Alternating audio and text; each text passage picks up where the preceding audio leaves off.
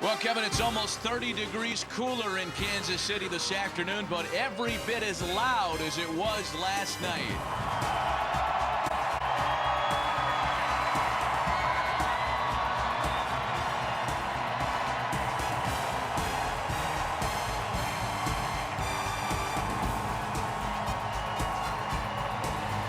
Partisan wave of blue doing their best to support the defending AL champs as we welcome you to Kauffman Stadium for Game 2 of the American League Division Series between the Houston Astros and the Kansas City Royals.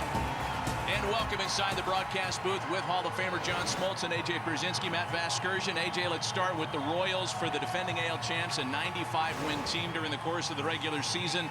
Down 1-0, and there's a little bit of urgency for the home team today. Absolutely. The thing about the Kansas City Royals is they know there's that 800-pound gorilla waiting for them when they go back to Houston by the name of Dallas Keuchel, who's 15-0 at home this year. They know they have to win this game. If not, there's a good chance this series is over quick, and without them getting a win or getting a chance to come back to Kansas City.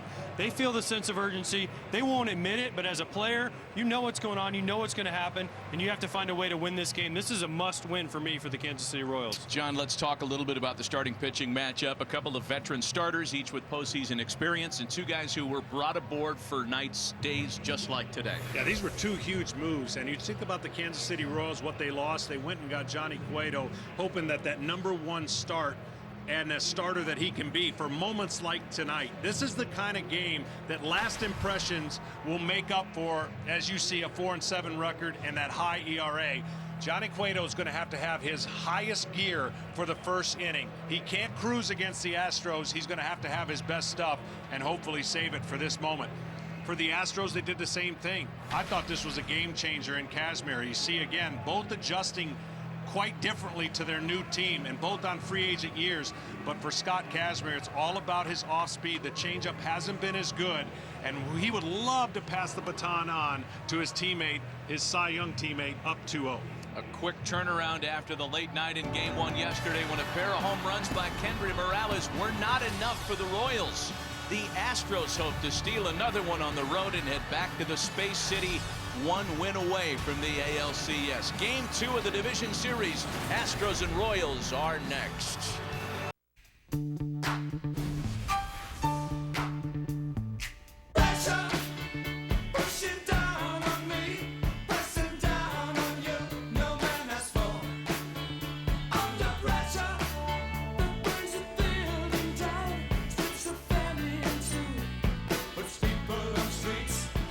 Some of the images from the Astros Game 1 win here in Kansas City last night. And again, after the quick turnaround, we're back at Kauffman Stadium for Game 2. Decidedly cooler conditions, as we indicated when we went on the air. The Astros undeterred, off to a terrific postseason start, winning their first two contests, a wild-card victory Tuesday at Yankee Stadium and a Game 1 win yesterday. The Royals hoping for opportunities today to get the crowd involved. Opportunities that just weren't there for much of Game 1 yesterday. 2 in the top of the first by the Astros, and despite an hour-long rain delay, they never gave that advantage back. It is Johnny Cueto on the mound for Kansas City this afternoon. The veteran ace who was imported for days just like this one. Had some hiccups down the stretch, but the Royals think that they've addressed and fixed what ailed Cueto in the month of August and September, and they have a staff ace on the mound here for Game 2 this afternoon.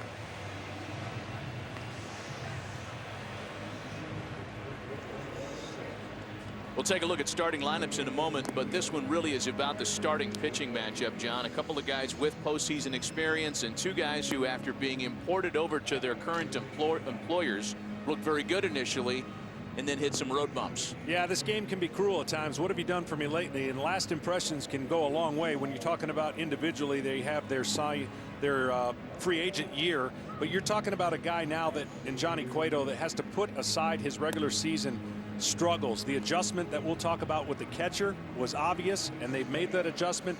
Now in the first inning, he's got to pitch like it's the ninth, because he really does have to put a 0 up, as you mentioned, to keep the crowd in it. Neither manager has changed their 1 through 9 for game 2. Let's take a look at A.J. Hinch's Astros for the second game of the series between Jose Altuve and George Springer. The Astros got a combined 5 for 9 last night. Correa, Rasmus, and Gaddis 3 through 5. Kobe Rasmus with a pair of home runs to start the postseason.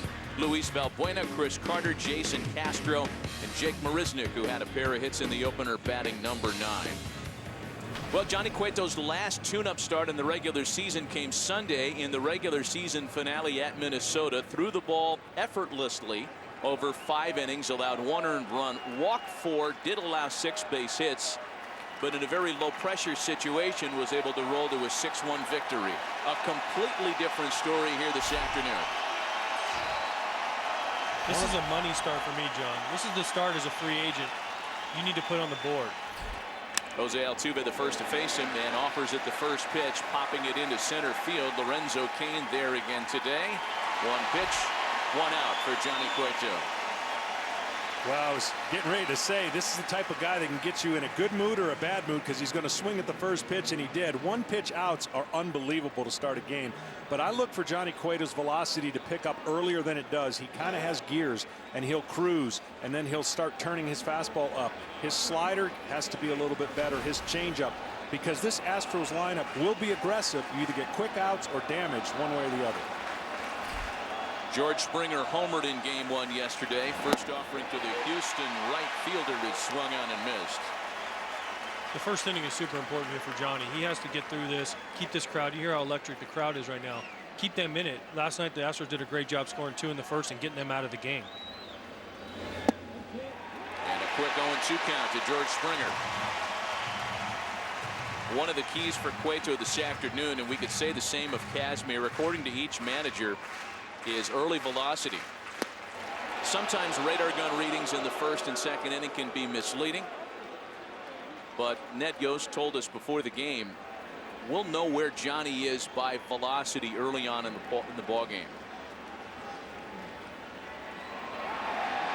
This 1-2, the fans reacting to his Louis Tiant stylings, a move that he's called the rocking chair when we asked him about it yesterday. Yeah, if you haven't seen him pitch much, you're going to see a few different things where you're like, whoa, wait, did my TV mess up?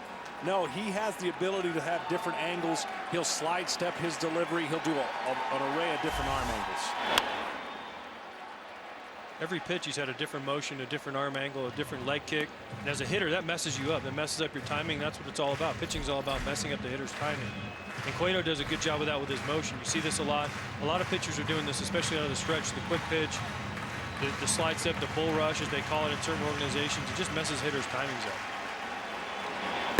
And a full count now to George Springer, 3 balls and 2 strikes. And he's towing the line depending on what the umpire says is a legal pitch and what isn't a legal pitch based on the definition of the rule. So far, so good. He's been able to do it. Yeah. And Springer's able to check his swing on a breaking ball to draw ball 4.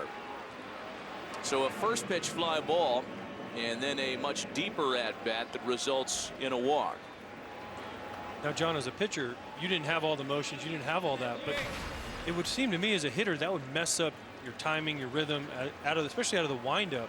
As a hitter, if I went up there and tried to have a different stance or a different load every pitch, it would mess me up for pitches to come. It seems like with Cueto, he's found a way to balance that. Here's Carlos Correa now. He has outstanding shortstop, 1 for 5 yesterday. But by the definition of the rule, like just no different than a quick pitch when you don't go through the windup, and we've seen some discussion about that. It's always interesting to see the interpretation of how the umpires view that. Springer a threat to run 16 bags during the regular season, and it's quickly 0-2 on Carlos Correa. It's interesting how pitchers and hitters have different views of the quick pitch, of the different motions. Because as a hitter, you want the guy to have the same motion so you can get your timing right. And as pitchers, you guys are trying to mess our timing up. So when a guy gets on base, you can slide step and all that. So pitchers think, well, you can outlaw the slide step, the guy's on base. It's more of the quick pitch out of the windup that he doesn't go through the windup. You know, there was discussion where got into some scuffles where the quick pitch up and in, I forget the team that it was the Mets. The Mets, yeah. And that was a big discussion on whether or not the hitter wasn't ready, and Cueto does variety of things out of the windup. It's ball and 2 strikes now to Carlos Correa. But his secondary pitches have to be better for him to have success with the Royals. His fastball, he'll cut, he'll sink, he'll ride it up, he'll throw his changeup and slider, and all those averages went way up since he's been with the Royals. And a called strike 3.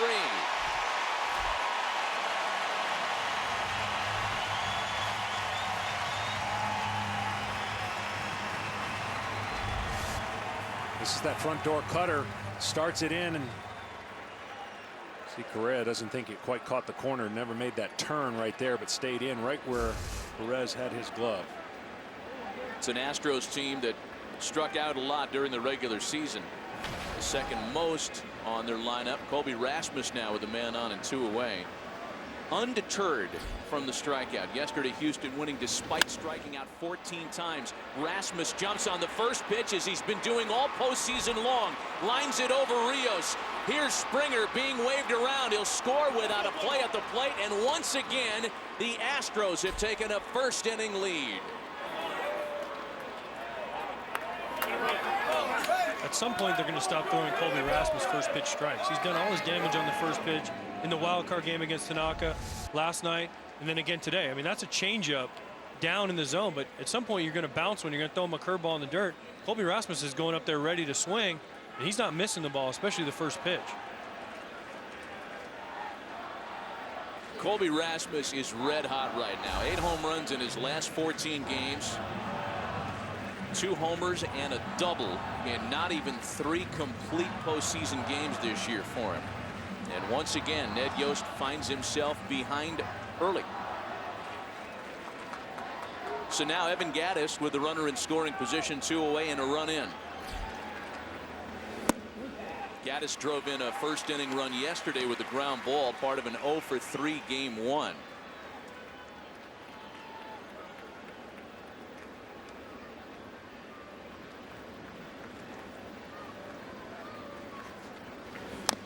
Tell you, Colby Rasmus is, I mean, he's the first inning weapon, or at least the early game weapon. His home run against Masahiro Tanaka came in the second, but he's driven in the first run in each of the Astros' 3 postseason games. He's extended his extra base streak that he's got going.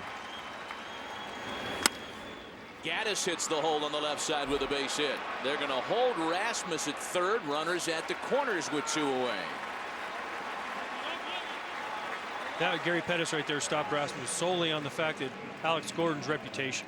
I think with 2 outs right there for me, you got to send him. I know they have Valbuena coming up and they want to extend this inning, but you want to put as much pressure as you can on the other team. And Alex Gordon's one of the best arms and the best defensive outfielders there is. But for me, 2 outs, let's take a chance here and really try and put this game.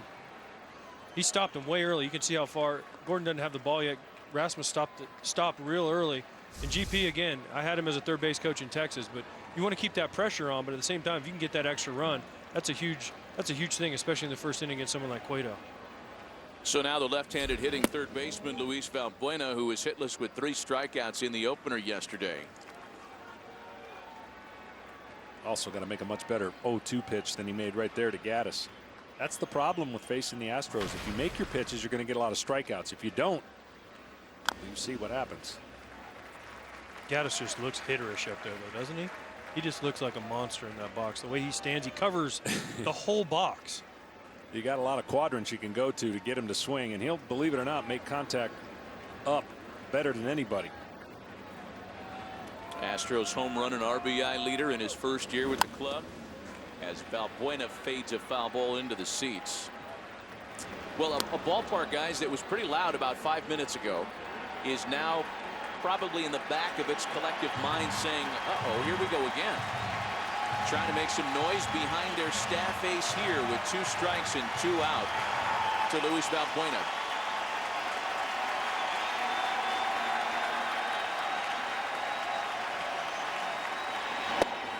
A swing and a miss. Cueto out of any further damage, but a guy who's been a problem all series long. Colby Rasmus drives in the first run of the game again, and Houston has an early 1-0 lead.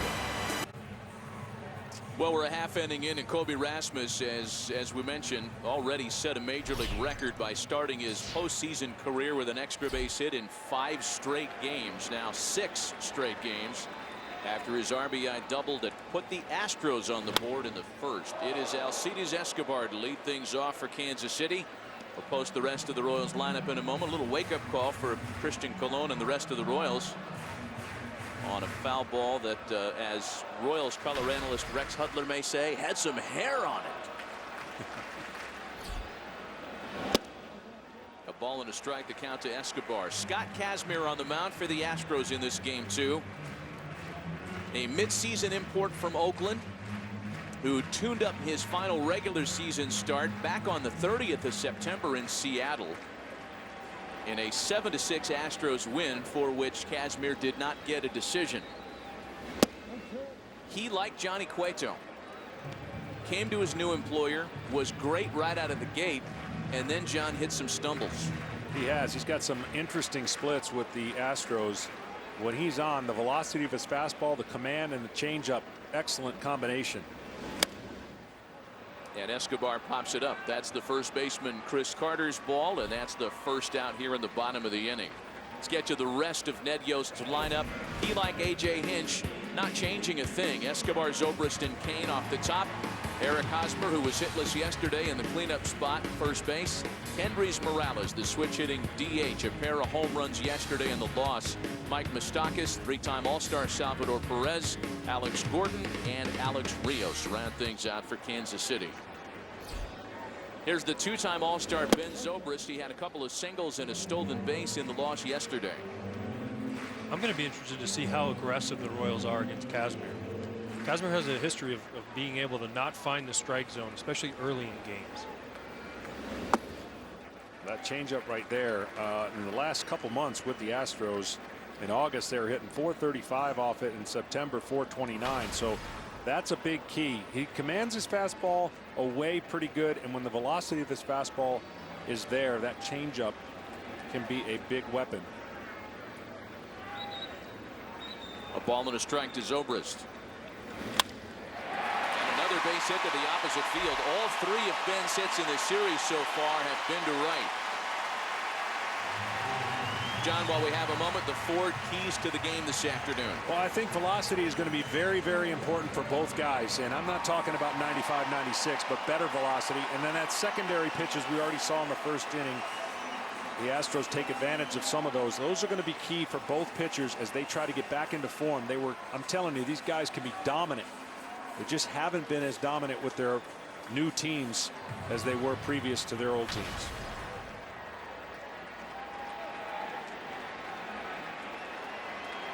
Scott Kazmir's 8th postseason start. A couple of years of postseason experience with the Rays and Angels. Here is Lorenzo Cain.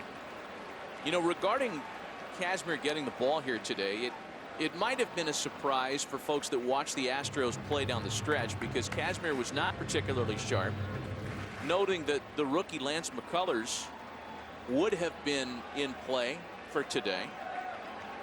But the Astros like the matchup today with Kazmir. They like the experienced guy on the road in game 2. They like Kazmir in this ballpark against this lineup.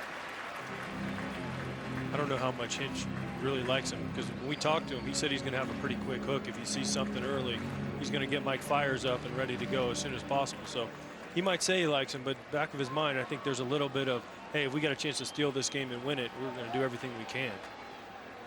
A ball and a strike to count to Lorenzo Cain.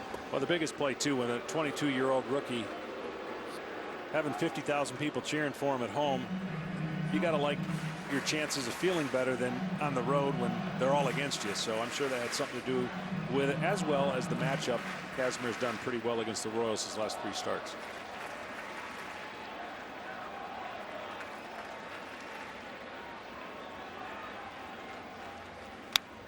But you go a long way in beating the Royals when you can keep the likes of Lorenzo Cain quiet. And Kazmir's done that in their previous head-to-head meetings. Cain just 4 for 24 career against the veteran southpaw. Eric Hosmer waiting on deck. And in stark contrast, he has had some notable success against Kazmir in the past. We started him off with a changeup and then he sped him up. Let's see if he tries to slow him down again. A long check of Zobrist and a fastball that misses up. We talked about the Royals and how not only do they have length to their lineup, but they lengthen the pitchers per at bat. They are such a good contact type lineup. They don't strike out as much and they work the count. They don't mind hitting with 2 strikes. That's collectively throughout their lineup. 2 balls and 2 strikes to Lorenzo Cain. They're pests, John. You call them pests. They don't strike out. They don't walk. They put the ball in play. They put good at bats on you, and it just wears you down as a pitcher because you're like, man, I made a good pitch, and so how did the guy get the bat on that pitch? How did he touch that ball? Now I have to make another good pitch to get him out instead of a team like the Astros say that strike out, or if they put the ball in play and make quick outs.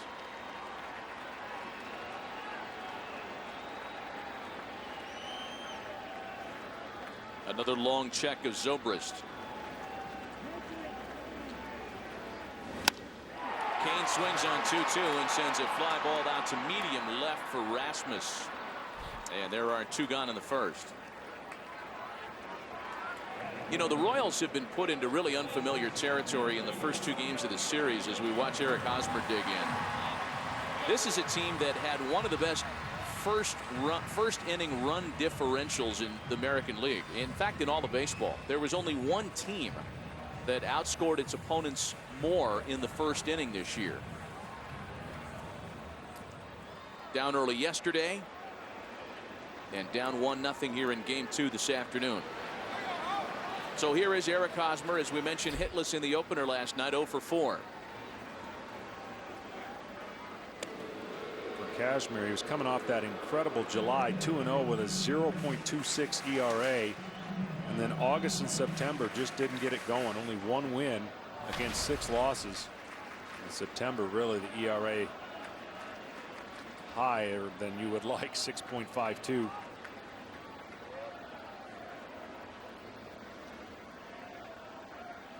I know they're not talking about me. Get a haircut. The chant of get a haircut, not directed your way. Colby Rasmus didn't even hear it as Luis Valbuena catches the pop-up. We end 1. It's 1-0 Houston. Today's telecast is sponsored by T-Mobile. Switch to the Uncarrier today. By the Quesarito and Volcano Quesarito Big Boxes. Grab them at Taco Bell. And by Bank of America, who invite you to keep sharing your favorite baseball memories all postseason. Johnny Cueto back to work. Top half of the second, gets the bottom third of the Houston order. Chris Carter, Jason Castro, and Jake Marisnick. Carter 1 for 4 in the opener yesterday. Well, Johnny Cueto in the top of the first allows the run on a pair of hits. Broken bat flare out to shallow left center field. That's going to drop in for a leadoff base hit.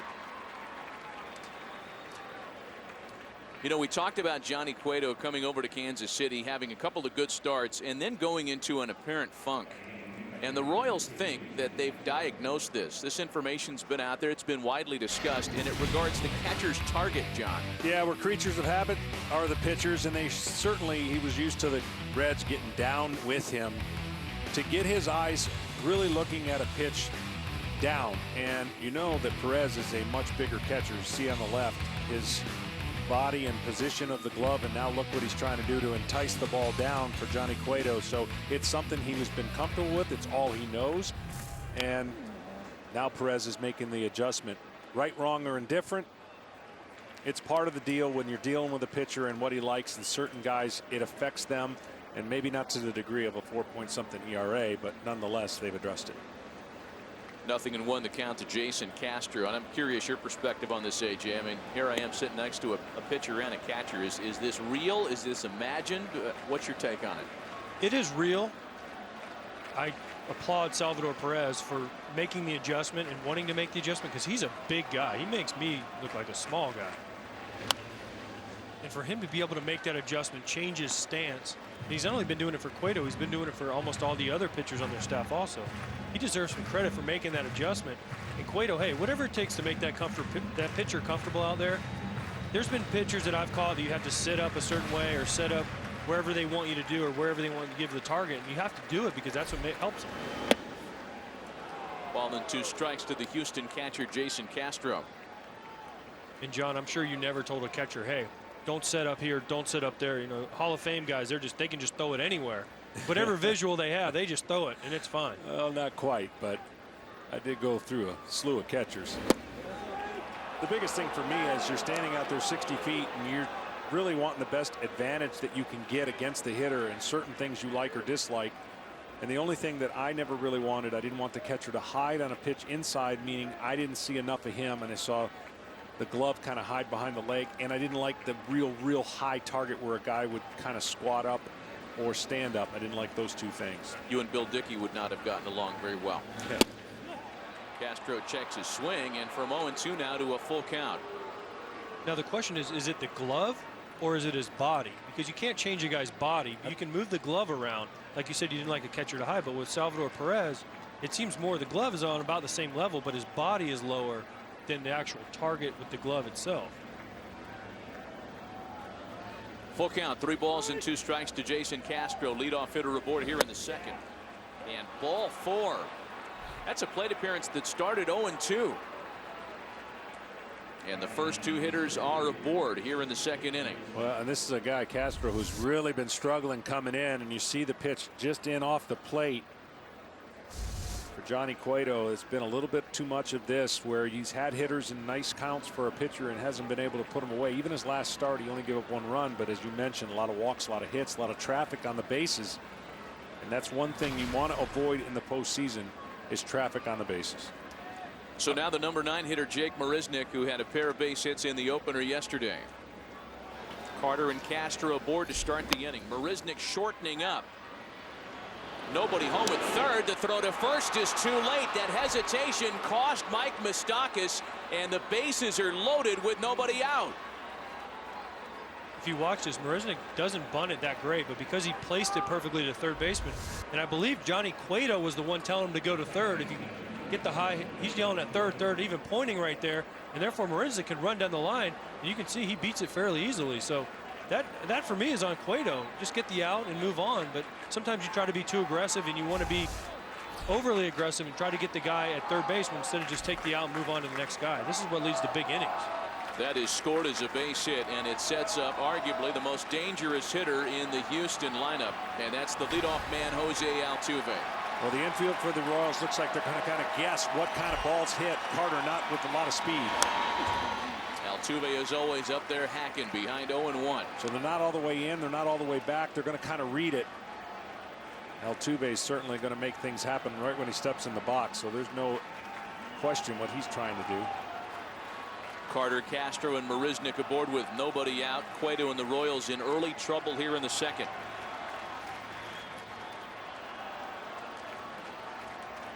Going back to that play, AJ, you know, that's a play where the catcher really determines what's going on. So you're right, he may have crossed him up. Slower runner going to third, they probably would have had him, but it had to be thrown to a shortstop running on the move. He wasn't standing there.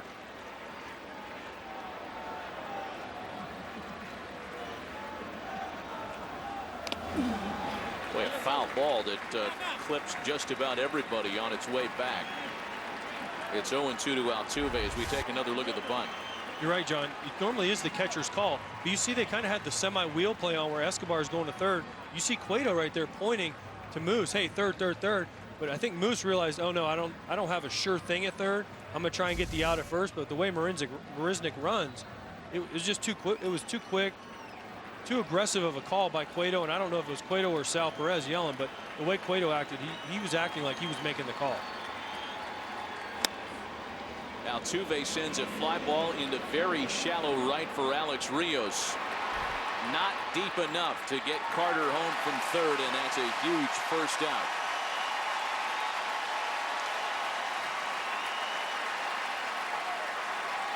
Now you got to know here that Springer's been really aggressive in these first few at bats. I mean, swinging for the downs. And even though the bases are loaded and you want to get a ground ball double play, again, the same thing remains. Keep it to 1 run. Even if it's a fly ball or a double play you can't turn, you can't try to pitch perfect all the time. Just avoid the huge inning and be very cautious. I'm sure Perez talking about that, saying, hey, look how aggressive he's been. Let's get something off the plate or get something breaking. A 276 regular season average, but George Springer has been red hot over the last week plus. Bases loaded, 1 gone. The Astros entered this series with all kinds of conversation around their poor road record. Only one team had a worse road record in the American League. That was the Baltimore Orioles. They've won 6 of their last 8 on the road, largely because Colby Rasmus and this man George Springer have done the heavy lifting. Careful right here, John. Careful 2-0 right here to this guy. We saw him hit a home run last night, 3-1 off Chris Young. This right here is a big pitch for Johnny Cueto and the Royals team in general, because this right here could be 4 runs real quick, and you could be down 5-0 in the second before you even have a chance to do anything.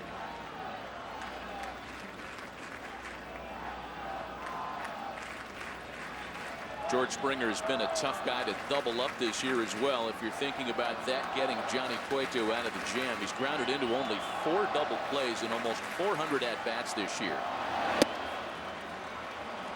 Cueto crowds him and now falls behind 3 balls and no strikes. The rookie shortstop Carlos Correa next, and then the left-handed hitter Colby Rasmus.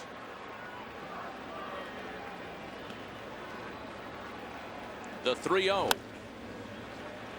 big green light and one that's fouled away by Springer.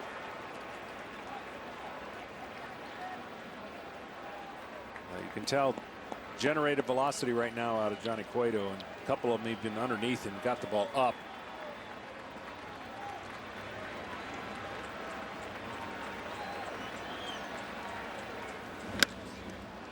A little fisted base hit into left field. Carter will score. Here's Castro right behind him. Throw to the plate is too late. 3-0 Houston.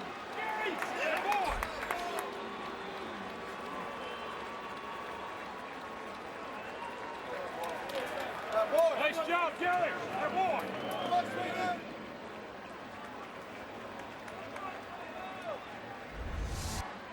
Well, there's not much you can do about this. This pitch, 3-1. You can see he got it in. And as you talked about yesterday, AJ, that's good placement. That is good placement. Not only is that is a great feeling as a hitter. You get jammed, you get blown up like that. That ball hit off his label. You can see the vibrations in his hand, and to be able to be strong enough to throw it over the shortstop's head, that's what it's about. Carlos Correa now takes strike 1. And this is another huge at bat right here, John. This is where Cueto's got to figure it out, because Correa again can hit a ball out of the park. Instead of 5-0, it could be 6-0, and you're only in the second inning, and the Astros are feeling it. Bear in mind, the Royals had to go to a long man in rather unexpected fashion yesterday. After the rain delay, Yordano Ventura did not come back out after the hour or so in the clubhouse. So Chris Young, who pitched very well yesterday, is not available this afternoon.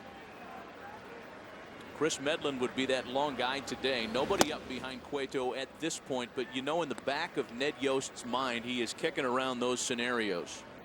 And a lot earlier than he thought he would need to this afternoon. Well, the kind of pitcher that Johnny Cueto is, when you get a guy 0-2, he, I would say, percentage-wise, heavily favored to put him away.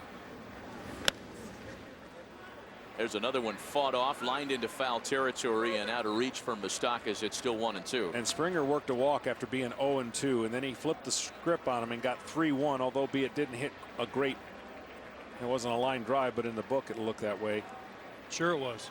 It absolutely was. In the playoffs, 2 RBIs with the bases loaded off Johnny Cueto. He'll go home and tell his parents, if they weren't watching, hey, Mom, Dad, you should have seen this hit I got. It was a bullet to the left fielder. Well, the same thing happened to Castro. 0-2, he had a pitch close that he didn't get, and then he ends up walking him. So both of those have led to these runs. And you rarely see that, where a guy has you 0-2, you work the walk, and it's a deflator. 2 balls and 2 strikes to Correa. Colby Rasmus waiting on deck. Already 3 runs on 5 hits against Johnny Cueto in an inning and a third.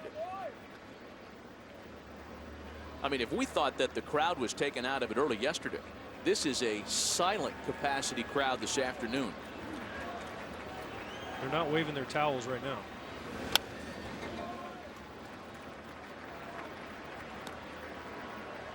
Still 2 balls and 2 strikes. This can be one of the loudest places. I haven't played a lot of games here being in the AL Central for over 10 years. This can be one of the loudest places and the most intimidating places. But the Astros have done a great job scoring 3 runs in the first 2 innings, the first 2 games, just to put them back in their seats and quiet them down.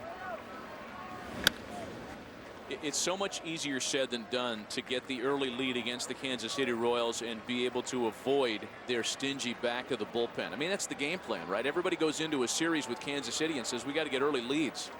We want nothing to do with Wade Davis and company in the 7th, 8th, and 9th.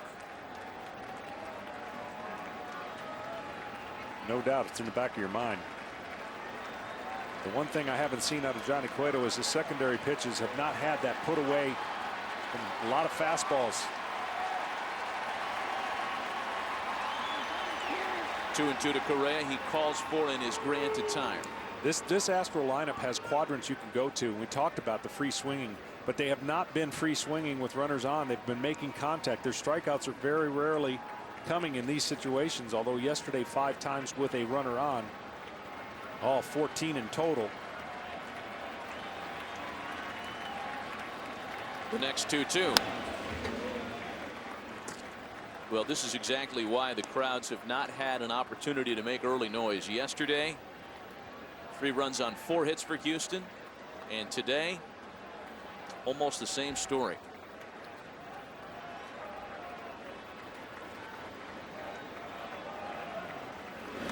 The next 2-2 pitch is rifled into the opposite corner, slicing and just foul. Cueto just doesn't look comfortable to me. Looks like there's something bothering, whether it's the weather, whether it's the catcher setting up different, whether it's the Astros hitting what he's throwing. He just doesn't look comfortable. He looks like he's not in a good rhythm. He's holding the ball extra long. He's worried about the base runners. It just doesn't look like he got the feeling of an ace pitcher that's supposed to win these big games for him. And what happens when you're struggling a little bit, you don't have your total package, right? So he's throwing a lot of fastballs in this at bat, a lot of fastballs in most of the at bats. Haven't seen that front door cutter or the slider. He hasn't gone to a changeup after a bunch of foul balls, so it's really been he's going on attack mode with the fastball. The next 2-2 grounded to third. Moustakas to Zobrist for 1. The relay back to Hosmer, the double play. 2 for Houston in the second, but it certainly could have been worse. Early this afternoon at Kauffman Stadium, 3-0 Astros. Bottom of the second, and Kendrys Morales will start the attempted comeback process here for Kansas City. Morales, Moustakas, and Perez against Scott Kazmir. 3 early runs on 5 hits for the scrappy young Astros, who have come in here and really stolen some of the home thunder away from Kansas City. And it's a quick 0-2 count to Kendrys Morales.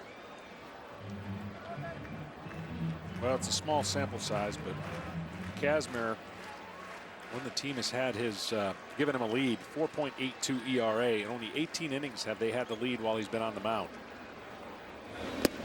A swing and a miss, and Morales goes down on 3 pitches. Toronto and Texas, we're told, are in extra innings up in Rogers Center, and Kevin Burkhardt has an update. KB. Oh, Matt, this one keeps on going. Josh Hamilton looking to be the hero here. In the 11th, runners on the corners, gets a hold of it, but not deep enough. And now we're in the 12th, still tied at 4. We'll keep you updated, Matt. KB, thanks. Almost must-win situation there for the home team in Toronto. Talked about it yesterday as the first pitch home to Mike Moustakas misses high. The road teams have had a lot of success early in this postseason. They absolutely have. I think we talked about it a little bit off the air. And when teams put everything into the postseason like the Royals and the Blue Jays have, it puts a little bit of added pressure on you because you know, man, this team is going for it. We have to win right here. We have to win this year because these teams sacrifice some prospects and some talent down the road in order to get guys like Kazmir, Cueto, David Price, Troy Tulowitzki. Those are big pieces. A strike to Moustakas to make it 2 balls and a strike now. Salvador Perez waits on deck.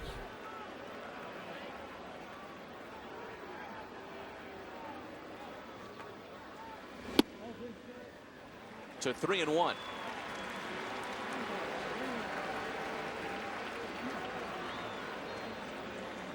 Left-handed batters have a much higher batting average against Kazmir than do right-handers. Moustakas lines the ball into right. Right at George Springer. And there are 2 gone. You know, one of the things about the Kansas City lineup, and quite frankly, it's been one of the things that's led to so much success. Not only do they not strike out, they don't walk a lot either. It's a team that swings the bat. And perhaps against a guy like Scott Kazmir, patience would be considered even more of a virtue. AJ, you talked about it. He's had control trouble in the past. 2 gone now for Salvador Perez. He absolutely has had control problems, but tonight, the first 2 innings, he looks pretty locked in. There's not a lot of balls that are missing the target. If you watch where Castro sets up, he usually misses either at his glove or off the plate on whatever side he's trying to go to. That's a good sign. Perez with a swing and a drive. Will hit to left, and that one is gone.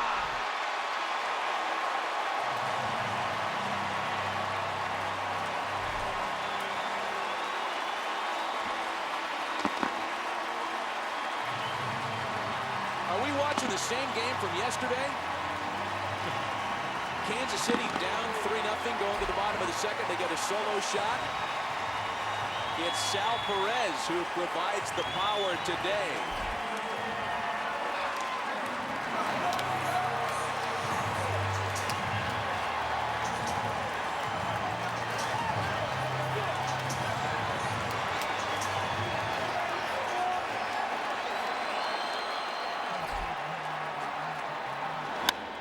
Here's Alex Gordon now.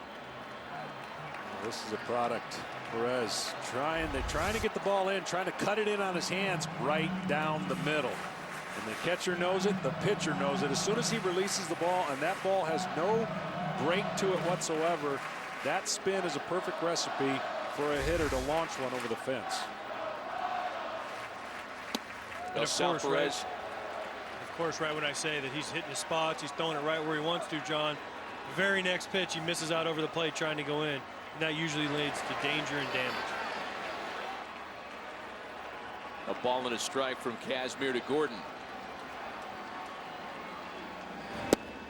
Now Perez hit a franchise record 21 during the regular season. Franchise record for catchers. Had a big postseason home run last year against Madison Bumgarner in Game 1 of the World Series. And one today that starts the scoring for Kansas City. You know, I haven't seen him most of the year, just here and there, but Perez looks so much different at this point of the year than he did last year. Last year, he was lunging and almost attacking as soon as the ball came out of the pitcher's hands. He seems more relaxed and comfortable for a guy that has caught just about every inning his team has played.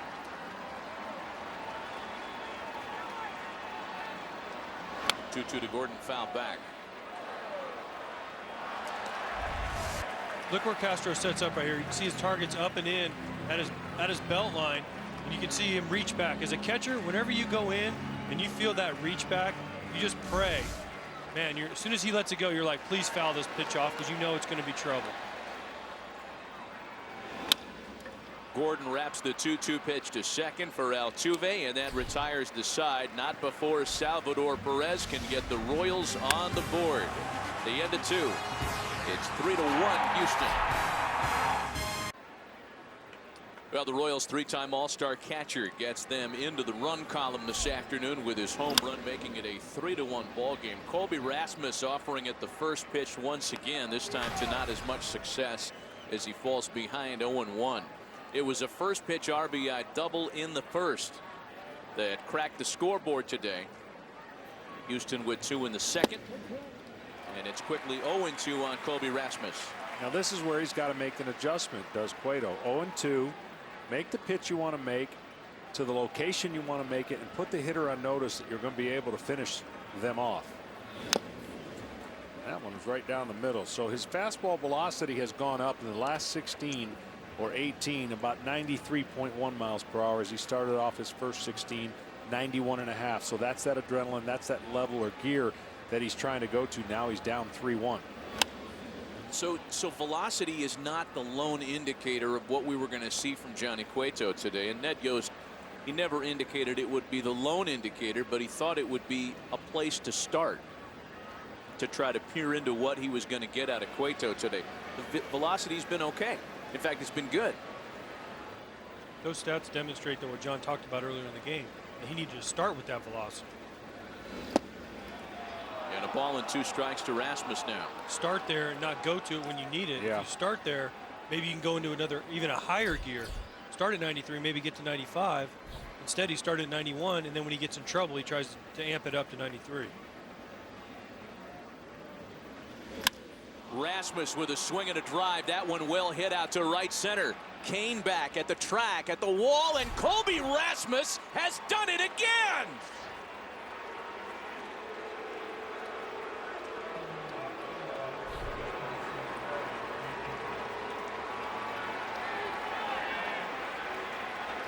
There's been no changes that I have seen so far in the last inning and a half. There hasn't been a quadrant up change where you change the eye level of the hitter.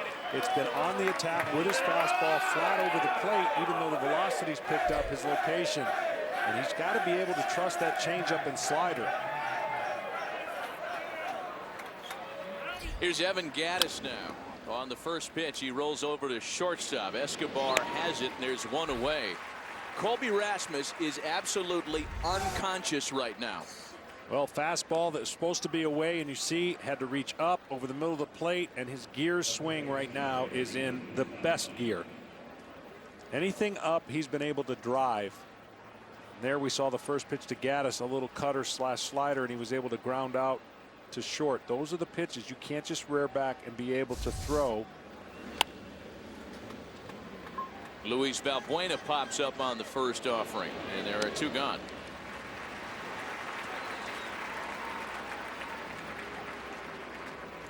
Aerial coverage brought to you by DirecTV, now part of the AT&T family. And Cueto did the shimmy, shake, rocking chair, whatever he wants to call it, on that pitch to Rasmus. So apparently Rasmus didn't like the rocking chair. He took it out. He saw it, saw a fastball up. That's the ultimate 0-2, 1-2 pitch. As a hitter, if a guy makes a mistake there, that's the one you can damage him. There's Chris Carter now. I mean, you cannot say enough about how hot Colby Rasmus is. This is ridiculous. He's hit 6 home runs in his last 6 games. Going back a little farther, 9 home runs in his last 15.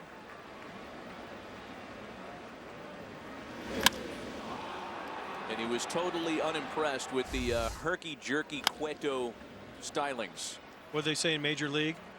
Major League 2, Jack Parkman does the shimmy for all the girls love, and then when he got traded, all the girls make him vomit, or what did Bob Uecker say in that movie? I think that's what Colby Rasmus is saying right now. A ball and 2 strikes, the count to Chris Carter.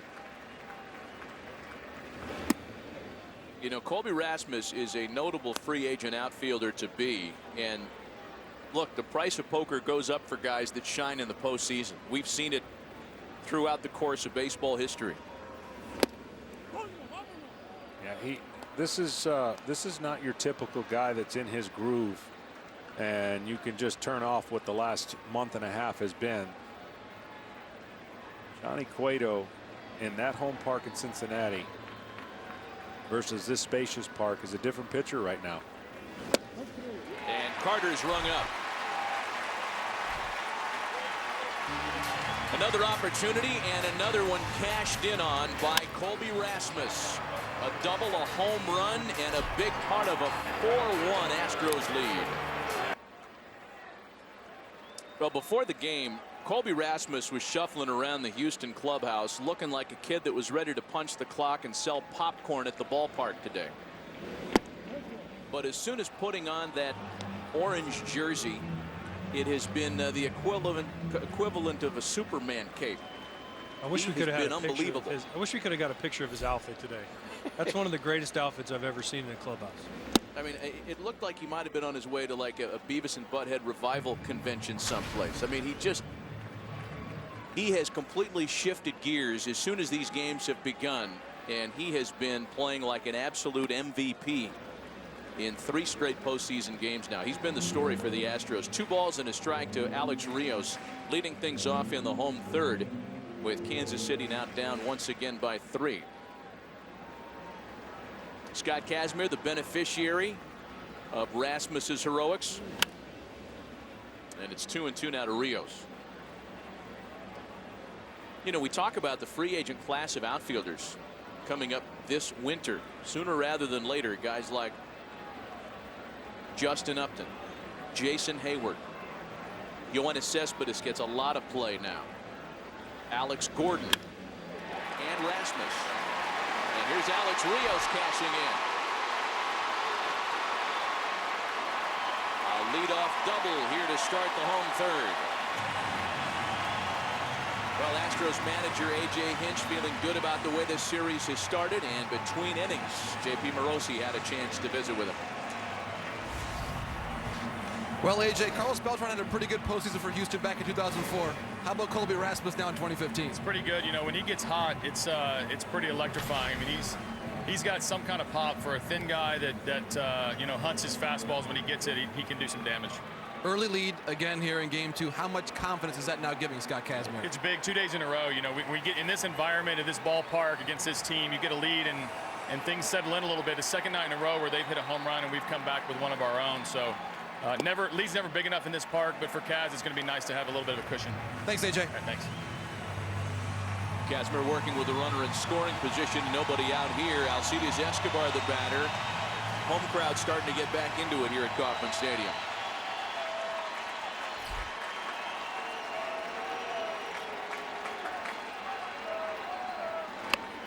Escobar bunting. Carter to Altuve covering just in time.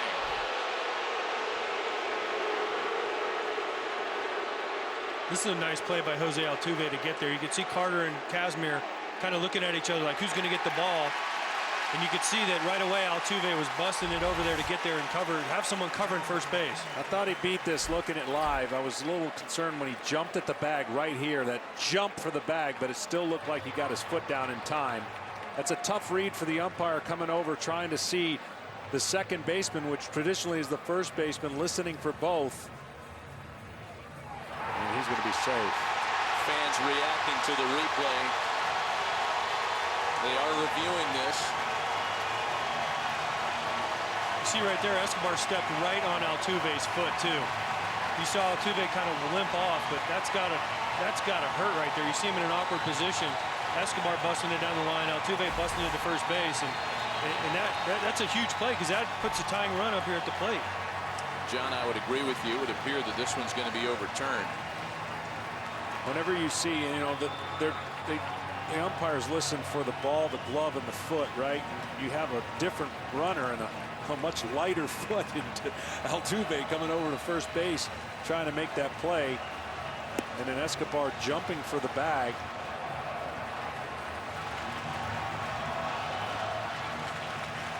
I'll tell you what I could watch. I could watch these two teams play in this ballpark because the speed of the outfielders, the speed of the players, how quickly they shut off the gaps of doubles that don't get to triples.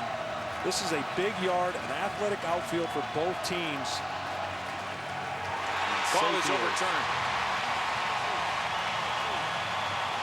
First and third with nobody out.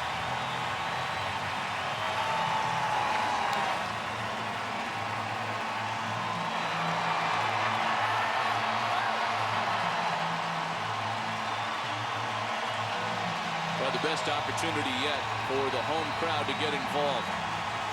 And now Ben Zobrist, who's got 3 hits so far in the series in 5 trips to the plate.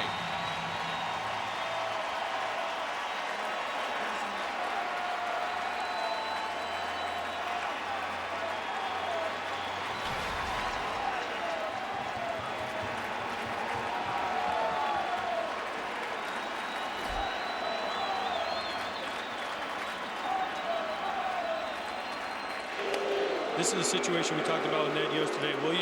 Will you push the aggressiveness? How much will you push it to try to send runners to steal bases? And he said they're going to play their game. But right here, if you have the opportunity to get Escobar to second base, give Zobrist a chance to not only get the guy in from third, but get him over to third. Escobar, that is, after he steals. You have to take advantage of that. You have to be aggressive and not play afraid. And a breaking ball's in for a strike. This is only the second time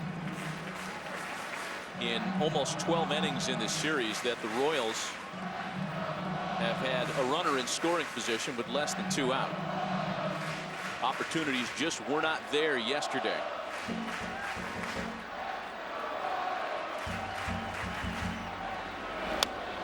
Zobrist looking right field as he has all series long. Fouls that one away, now behind 0-2. A little bit of a slide step there out of Kazmir after starting him slow. A slide step with a fastball beat Zobrist to the barrel.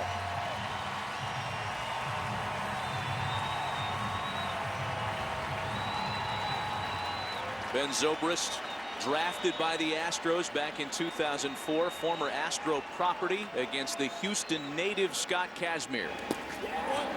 And it's 1-2.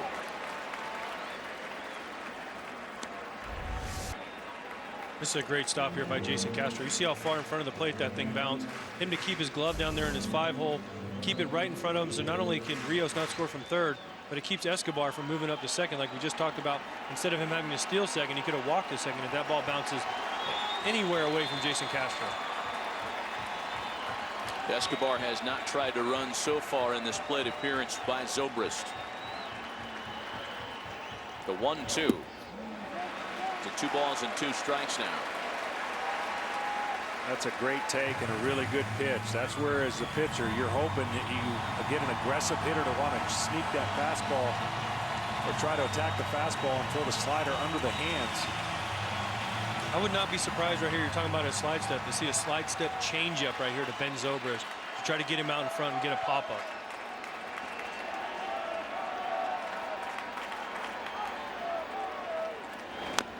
Still 2-2. And that was it. Yep. Zobrist spoiled a really good pitch, but that was the pitch that we just talked about. Slide step changeup to try to get Zobrist out front, try to get a pop up. You can see him way out in front right here. But fortunately for Zobrist, he was able to foul it off and just chop it foul instead of popping it up or putting it in play.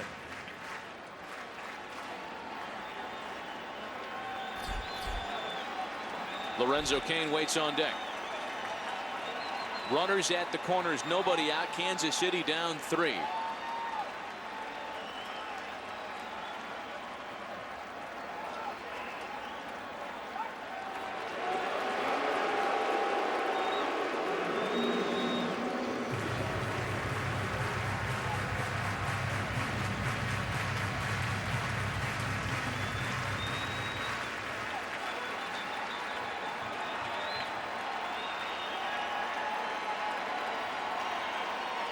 Another long check of Escobar, the 2-2. On the ground to third. Valbuena to Altuve. The Astros get the double play. The run scores from third, and it's a 4-2 ball game.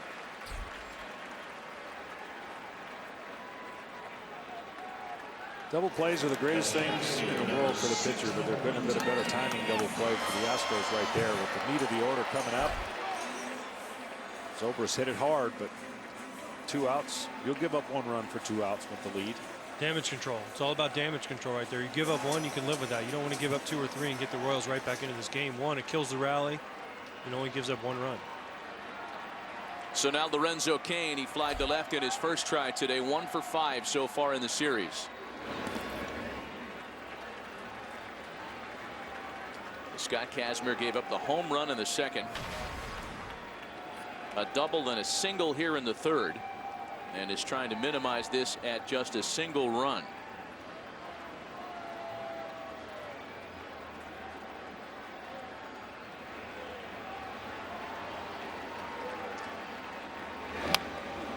One and one, the count to Lorenzo Cain. Boy, Cain wanted that pitch. Just missed it. Sitting on fastball after a changeup. Tell right there.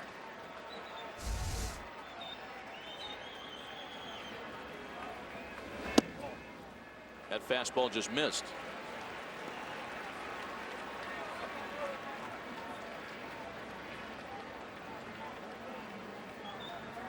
Eric Hosmer waiting on deck with the bases empty. A run in with 2 gone here last of the 3rd.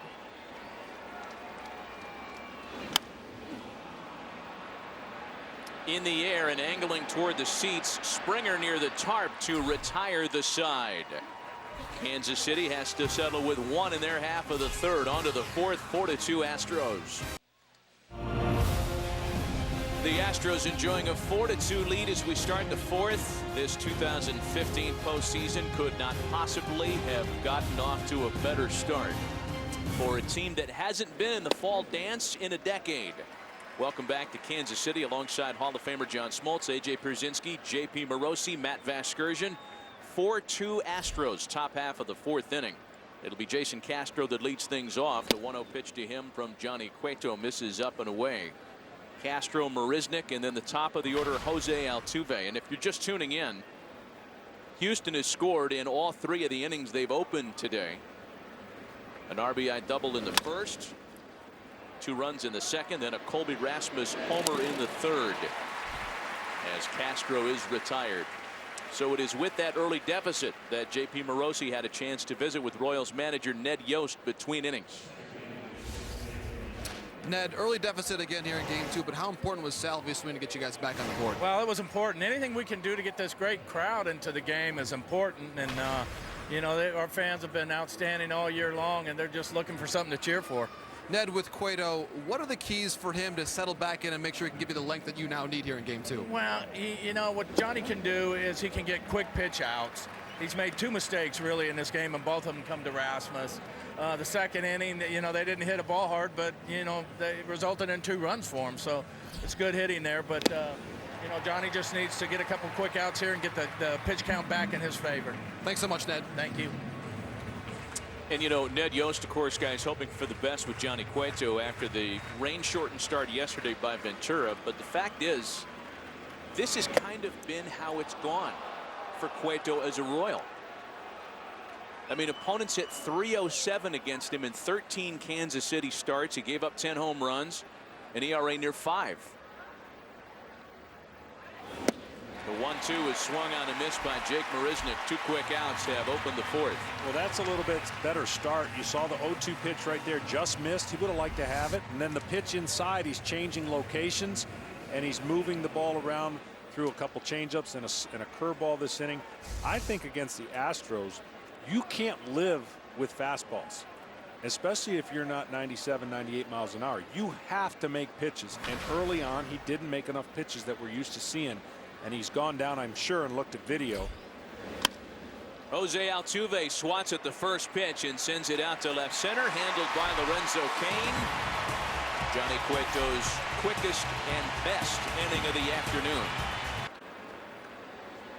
Bottom of the 4th, and Eric Hosmer leads things off against Scott Kazmir. 4-2 Houston.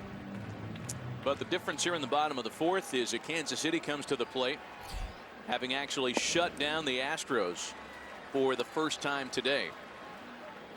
Well, Ned Yost talked about it. He said Johnny Cueto needed a quick inning. 8 pitches. I think that classifies as a pretty quick inning. He got exactly that. Here's the 1-1 to Hosmer. A ball and 2 strikes.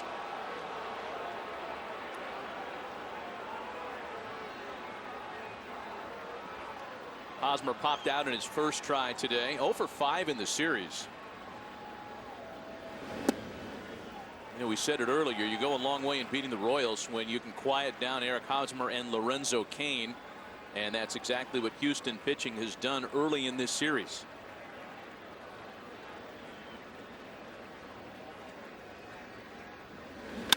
Two sharply hit to second for Altuve, and 1 gone. It's a very quick appearance for Jose Altuve to end the top of the 4th, and he and Johnny had a little conversation about this.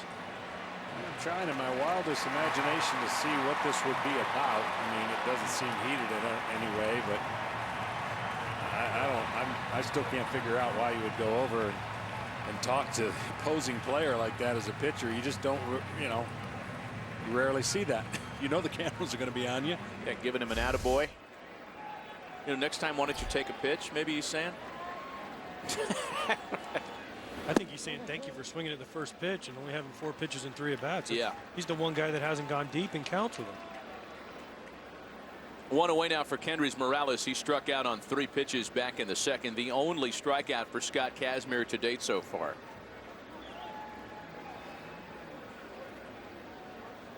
I don't know what he wants either. He went through every sign there.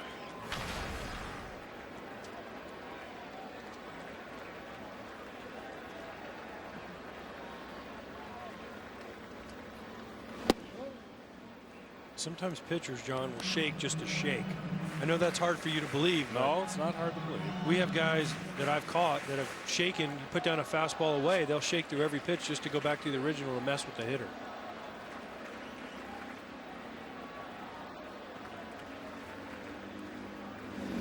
John is still protecting state secrets, AJ. He's not going to betray the pitching fraternity and give anything up here today on national television. Now, there's also been times as a catcher where you want to take your glove off because you're like, I've gone through all the signs. I don't have any more fingers. What could he possibly throw? And that's where you're like, when they shake back to the original pitch that you put down. 2 balls and 2 strikes. Well, Scott Kazmir seems to have Kendrys Morales really tied up early in this game. Morales with the 2 home runs yesterday. First Royal to hit 2 home runs in a postseason game in 30 years, back to George Brett in '85. No such luck for Morales to start this day. Second time he's struck out this afternoon. A reminder, a great day of postseason baseball continues tonight on TBS as the NLDS series begins with the Cubs and Cardinals. Later on tonight, it's the Mets and Dodgers out in Los Angeles on a 100-degree night in sunny Southern California. Here's Mike Moustakas now with 2 gone.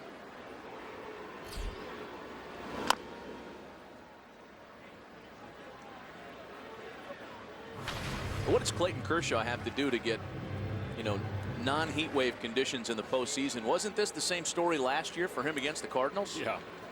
But I'm taking my chances with that man. He's in perfect shape, condition, ready, and a lot to prove, I think, this year in the postseason. I think he's just happy he's not facing the Cardinals. For some reason, the Cardinals have had his number, especially in the postseason. I was on that team last year with the Cardinals, and people ask me all the time, what did you do? What did you guys have? Was he tipping pitches? What did you guys have? And I was like, they just didn't miss the pitches that he made mistakes with in the strike zone.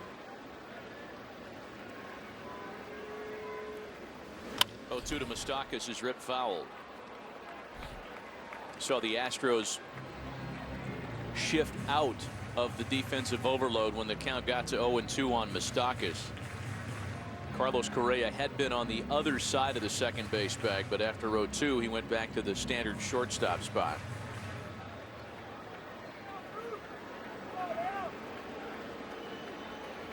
Two out, nobody on. 0-2 to Mike Moustakas. Swinging a little pop-up out to shallow left center.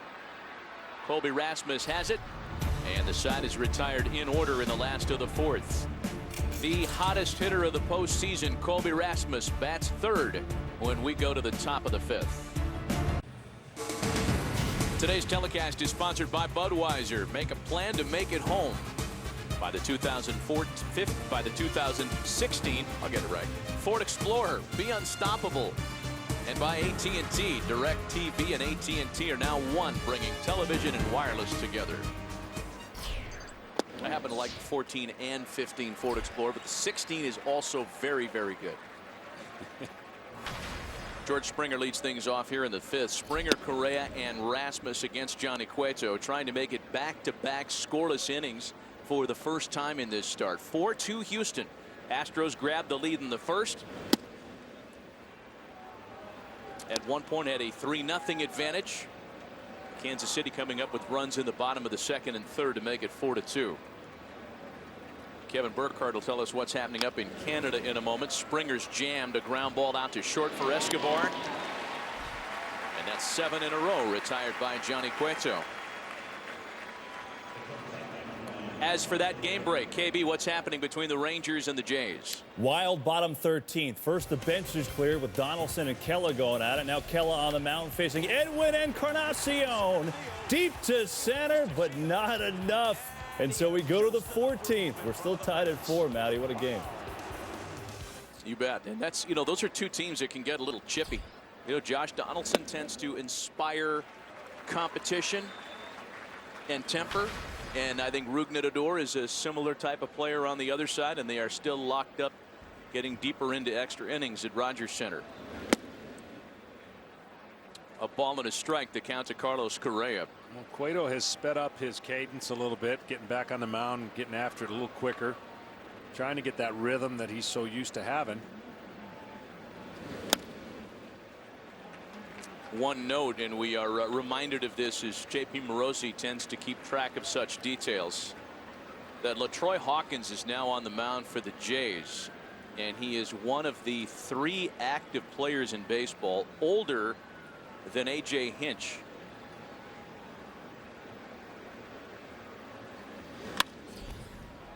Correa sends a ball into the opposite corner. Well hit. Rios is watching it go foul. And here they are, AJ. These are your vintage guys right here. LaTroy Hawkins, your longtime teammate. You guys came up together, did you not? He was a little bit ahead of me, but yes, he was there when I first came up, and one of the best human beings you'll ever meet in your life, not only in baseball but out of baseball.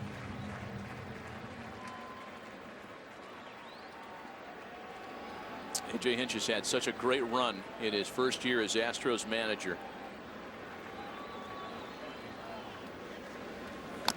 Correa jammed. That hurts. Man, off the thigh, I think. As we say all the time, trainer.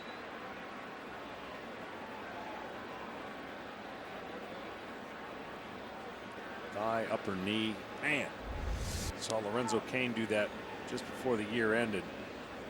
That's hard to do.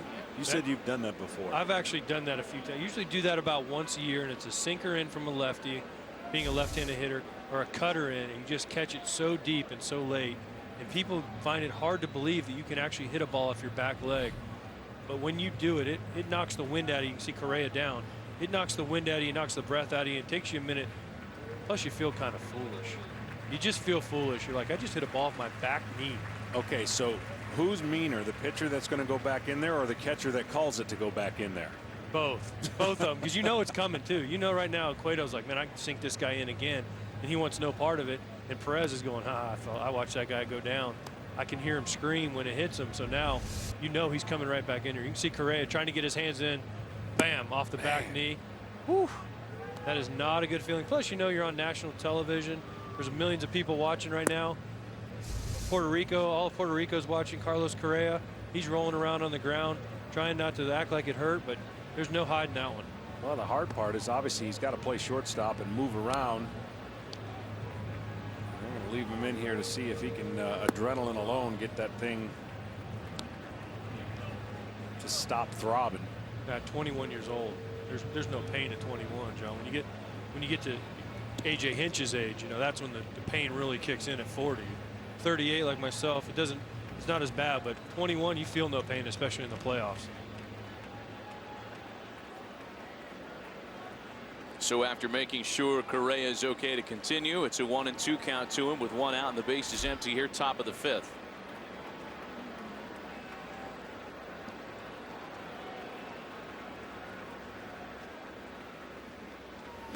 And a swing and a miss. Cueto finishes him off with a fastball up and in.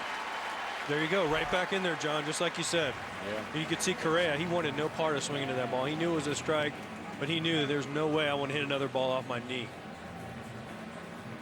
5th strikeout of the day for Johnny Cueto, and that sets up Colby Rasmus with 2 out and the base is empty. Here's his afternoon. An RBI double back in the 1st that started the scoring. That came with 2 away. And then leading off the 3rd, picking on a first pitch, as he has for all 3 of his postseason home runs. There's a first pitch that he can't come close to. Johnny Cueto paying attention, and it's 0-1. Happened to be the hardest pitch he's thrown all night, too. 94 miles an hour.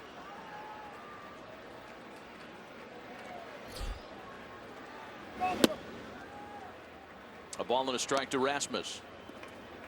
I like that attitude though by Johnny Cueto. You can see him making him move his feet right there, making Rasmus feel his presence out there, making him just a little bit uncomfortable. We got to look at how the Royals play Rasmus overloaded on the right side of the infield. StatCast powered by Amazon Web Services.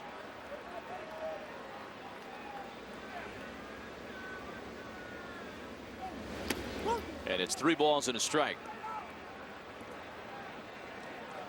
There's the changeup. That's the pitch. I think it has to be.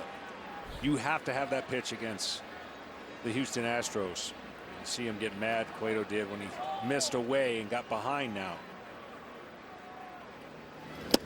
And there's ball 4. So Rasmus aboard now with 2 gone for Evan Gattis.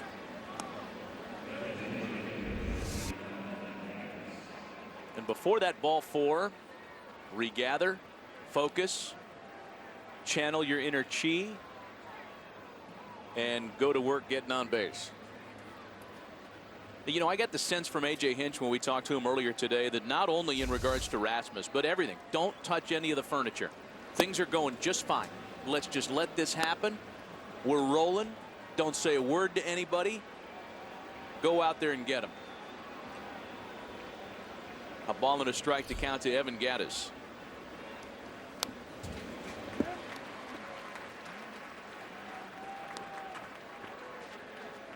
Gattis is singled and grounded out this afternoon. Drove in a run yesterday in game 1. He doesn't get cheated. I've never seen the man get cheated, as evidence of that 27 home runs.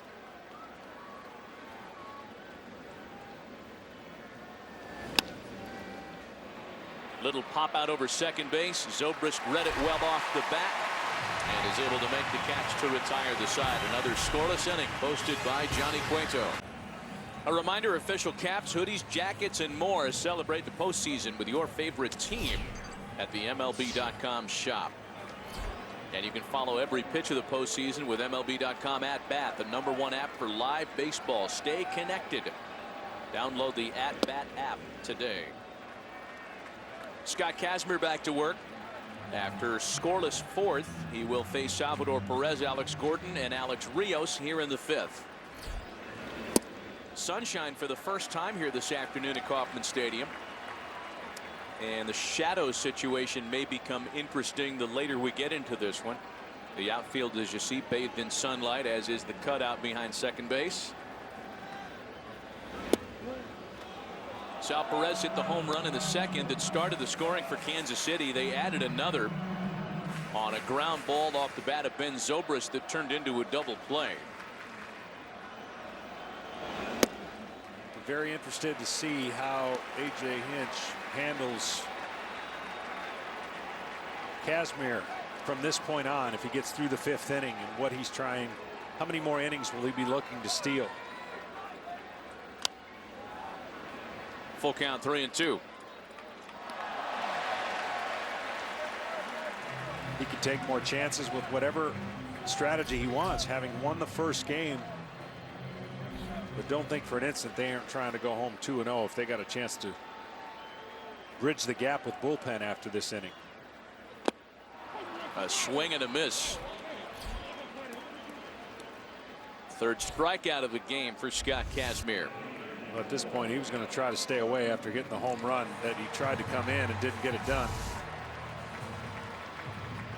Aerial coverage this afternoon brought to you by DirecTV, now part of the AT&T family.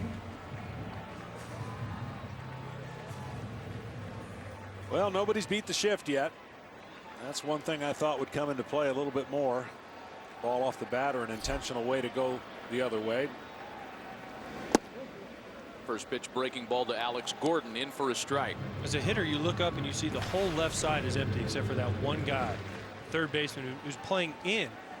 In your mind, if you can just hit a ground ball to the shortstop, which sounds easy to do, but obviously it's not, you can get a hit every single time. And it is so hard to do because mentally you just don't go up to the plate and practice that. 2 balls and a strike. You know, you could explain this kind of relative lifelessness of a very good Kansas City lineup by just tipping your cap to Houston pitching. And that's probably the first direction we should look when we talk about a team struggling to hit in the postseason. However, if this continues, there will be conversation around the Royals and the fact that they clinched so early. A breaking ball fills the count at 3-2 to Gordon. I mean, that's a legitimate talking point, especially considering that the Royals won the division by 12 games. They really weren't challenged in September. They went 11-17 down the stretch. Their only losing month of the year. And John, as you know, teams that are the first to clinch do not have a very good track record of going on to win, let alone even appear in a World Series. Yeah, there are some numbers to back that up, but I think what the Royals were able to do last year will help them handle the lull right now. And what I mean by that, they won so many quick games and had those days off in between their series. They were able to come back and still do that in the playoffs last year. We understand there's a run on the board in extra innings in Toronto. Kevin Burkhardt with an update. KB. Yeah, it sure is. Baseball's funny, right, Matt? With Adrian Beltre hurt with the back thing. Hanser Alberto, the rookie, delivers with 2 outs off of the Troy Hawkins. Odor somehow finds his way home. 5-4 Rangers still hitting in the top of the 14th. Matt, back to you. Boy, Rangers have designs of stealing 2 in Toronto and heading back to Arlington with a 2-0 lead in a best-of-5. Again, visitors having all kinds of success early this postseason. 1 out, 1 on now for Alex Rios, who takes a swing and a miss. This is a big spot for Rios, a guy he's faced a lot in the past, being in the AL East when Kazmir was with the Rays, Rios was with the Blue Jays. Doubled his first at bat. This is a chance for the Royals right here to jump back in, and especially after Kazmir's first walk of the game.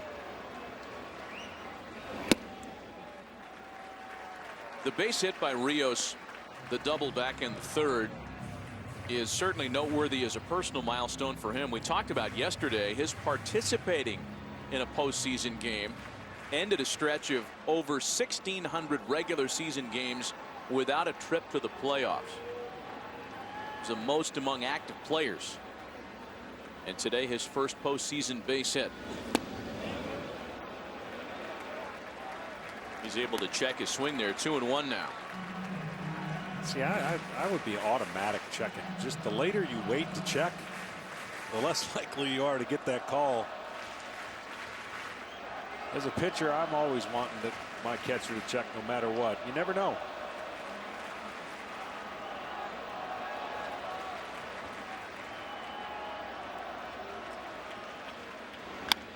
Breaking ball bounced foul wide of third.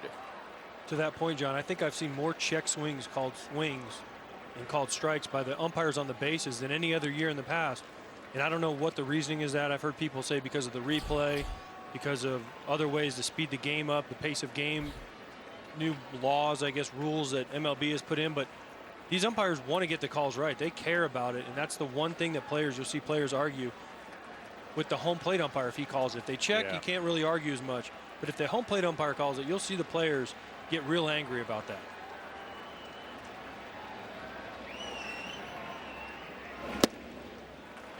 And a full count now to Alex Rios. See what Ned decides to do here on the 3-2 count. He sends him in motion and trusts his hitter. This is 3 straight full counts to start the inning from Scott Kazmir.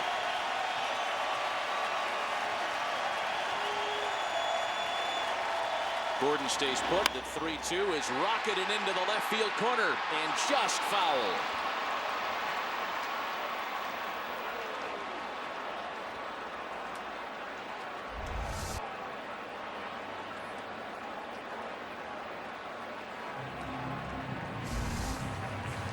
Slowed him down there on a 3-2 pitch.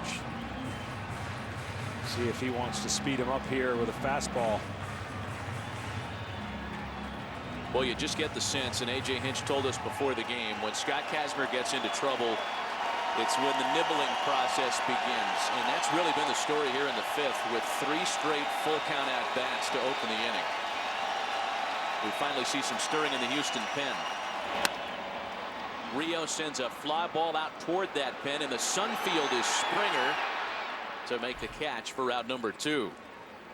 That's exactly what he did. You could see Rios, just the timing of it, just missing the fastball after hooking the off-speed pitch foul on the left field line, late on the fastball to the right field line. That sun doesn't look fun out there in right field. I've never played right field, but watching Springer, the way he handled it, you can see him put his glove over his eyes, trying to cover up. And the sun came out of nowhere today. It's been cloudy and overcast all day, but he did a great job covering his eyes. Yeah, he figured he wouldn't take the glasses off his hat. He figured he'd just leave them up there and use the glove instead, because the glasses look way cooler on your hat than on your face. But, I mean, shouldn't the glasses be on at some point? Well, I'm no ophthalmologist, but I think it's probably easier to see when the glasses are on. you would think, but maybe he just likes having his glove up there to protect the sun and keep the sun out of his eyes. The glasses, they do a lot, but sometimes the glasses can't block all the sun. Even if he had his glasses on, he'd still probably have to put his glove up. So maybe he's just thinking if it gets cloudy again, he won't have to waste a calorie or two by putting the glasses back on his hat. 2 balls and no strikes to Alcides Escobar, who has singled today, 1 for 6 in the series so far. A little action in the bullpen. I'm sneaky suspicion that either way, this could be the last inning for Kazmir. Josh Fields was up. He had a bullpen assignment yesterday, never got into the game. He is one of the harder throwers, if not the hardest thrower, among the Houston relief corps. Gordon at first with 2 away. 2 balls and no strikes to Alcides Escobar.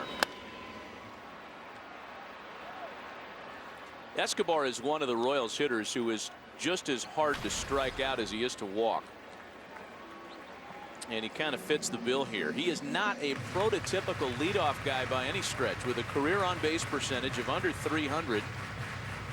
Yet in something that Ned Yost really can't explain, the Royals win when he leads off. There's no math behind it. Yeah, it defies it. It's a result-driven decision. Can't figure it out. We win when he leads off, so we're leading him off.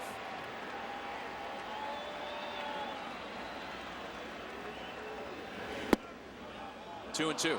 Matty, what you just said right there is exactly why Ned Yost leads him off. This game is driven by wins and losses. Your numbers are your numbers, but if you win and he's hitting leadoff, Ned Yost will run him out there every single day. If they lose, he's going to run him out there, because the numbers over the last 2 years dictate that when Alcides Escobar hits leadoff, the Royals win the game, and that's what that's all Ned Yost cares about.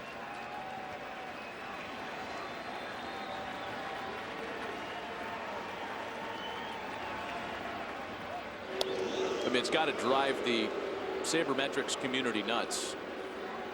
And in the pursuit of science, you know, there are a lot of baseball fans that are looking for statistical explanations for everything that happens on the field. Well, here's something that you really can't assign an explanation toward.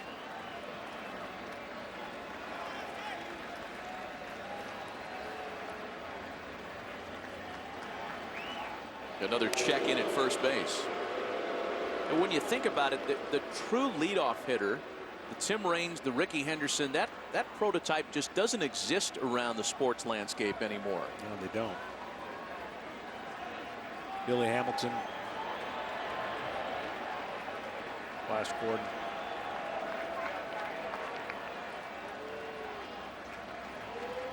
Two balls and 2 strikes. A runner on with 2 out. There goes Gordon, and Escobar fouls it away. I'll throw Altuve in there, not as a typical leadoff hitter, but as a leadoff hitter with an eye on base, gets on base and can steal you a base. Not the prototypical Ricky Henderson with all the power, but those 3 guys you named are probably the 3 in the game right now that are the most, over the course of time, guys you'd say, man, this is the guy you want to lead off a game and get on base and start causing havoc for the other team. Yeah, even that having been said, Altuve's not a particularly patient hitter. Not a prototype leadoff guy. I would say D. Gordon and Billy Hamilton also, they don't take a lot of pitches. And a called strike 3 taken by Escobar. Scott Kazmir with some impressive work. 2 strikeouts in the 5th. He strands a base runner, and through 5, he and the Astros lead it 4-2. The NLDS begins later on today. Don't miss the Cubs and Cardinals at 6:30 p.m. on TBS. Former Red Sox staff mates John Lackey John Lester in game 1. Luis Valbuena leading things off in the 6th. Valbuena, Carter, and Castro against a Johnny Cueto who has had a lot better results in the middle of this ball game. Since the Rasmus home run, he's retired 9 of the next 10 batters he's faced, and is not allowed a hit over that stretch. It was only a Rasmus walk.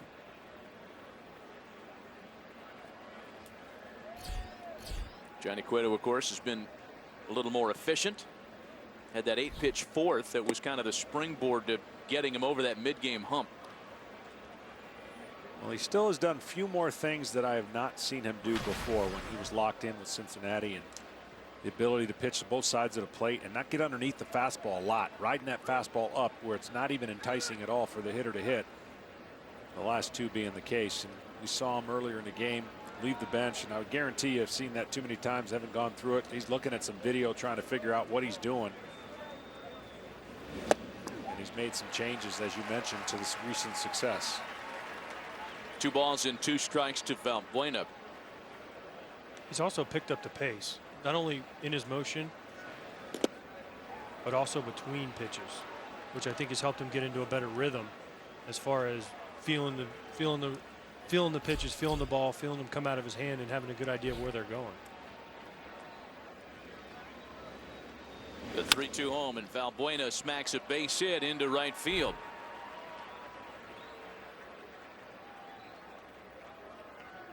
Leadoff hitter aboard for the 3rd time this afternoon for the Astros. This game looks a little different than it did a half an hour or so ago because of the shadows and because of the shift here. Man, interesting shift. Normally you'll have the shift against a left-handed hitter where there's 3 infielders over there. Chris Carter picks on the first pitch and sends a high fly ball to center. Lorenzo Cain has the glasses on to make the catch.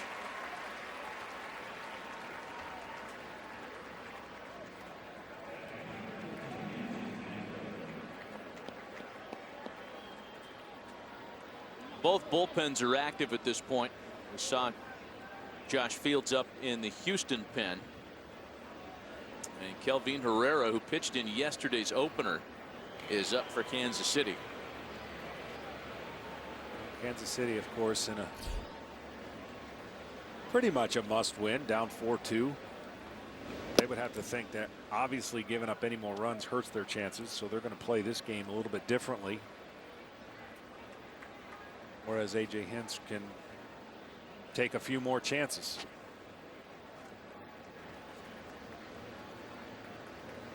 Ball and no strikes, the count to Jason Castro. He walked and scored back in the 2nd.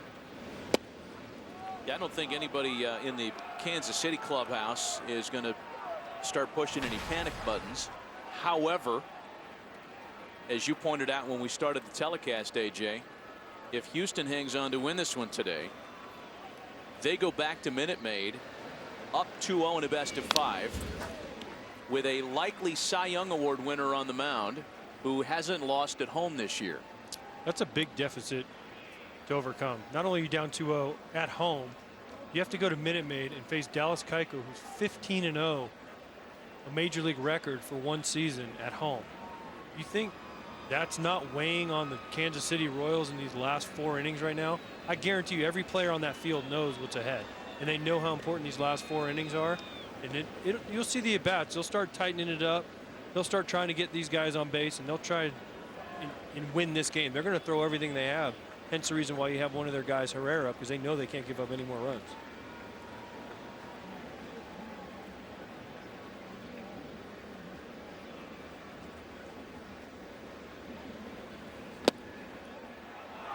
And it's 3-1 now on Castro.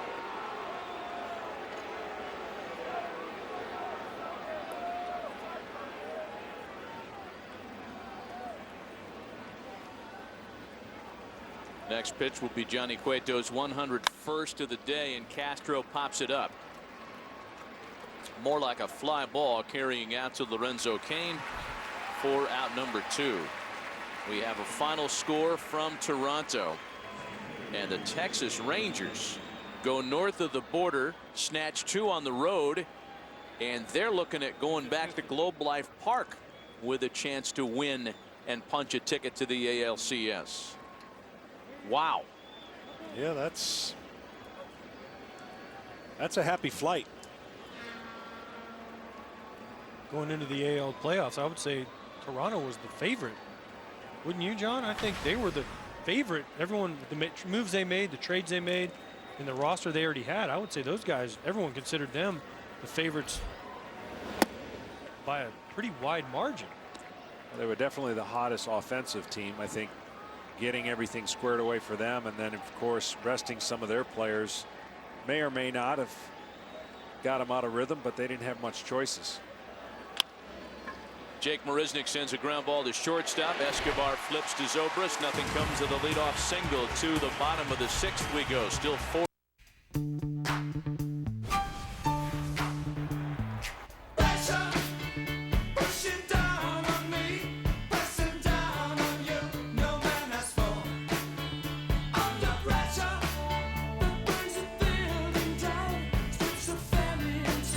Well, the Astros lifted the curtain on the Colby Rasmus show Tuesday night at Yankee Stadium with his solo shot against Masahiro Tanaka that set the tone for a wild card win. Rasmus has since homered 2 more times, yesterday in a victory and today in a 4-2 lead. Welcome back to Kansas City with Hall of Famer John Smoltz, A.J. Pierzynski, John Palmarosi, Matt Vasgersian. It's 4-2 Houston. Scott Kazmir still out there working in the bottom half of the 6th. He gets Ben Zobrist to lead things off, and then Kane and Hosmer for the Royals.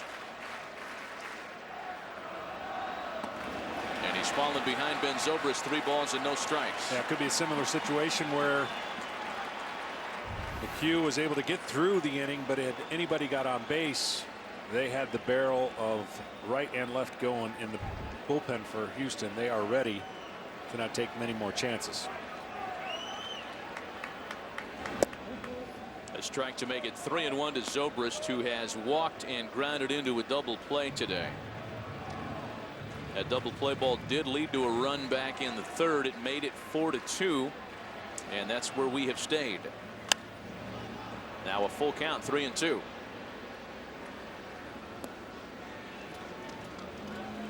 And as a pitcher, when you're in the situation, if you're going to be taken out, you want to be taken out because of aggressive attack. They just got a hit, not because you fall behind 3-0 and you're not giving your manager any choice. So he's battled himself back into this 3-2 count.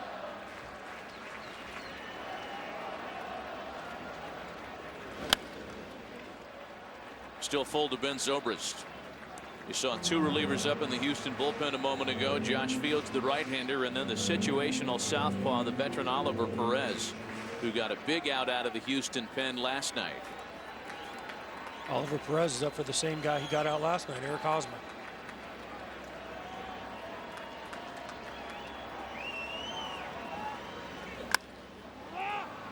Zobrist sends a fly ball out to right center. Marisnick didn't see it off the bat, but recovers to make the catch.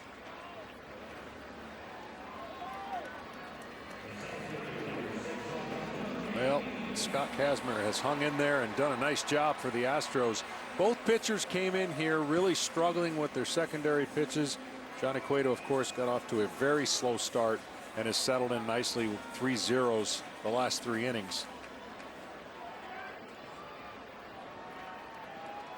So now Lorenzo Cain, 1 for 6 so far in the series. And taking strike 1. He started Lorenzo Cain off every at bat with a changeup and then firm afterwards.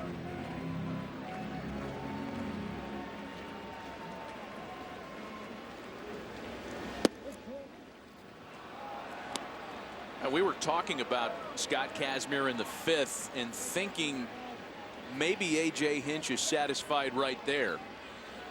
Instead, he runs him out there for the 6th. He does get the first out. Cain's going to put a man on base against him, however.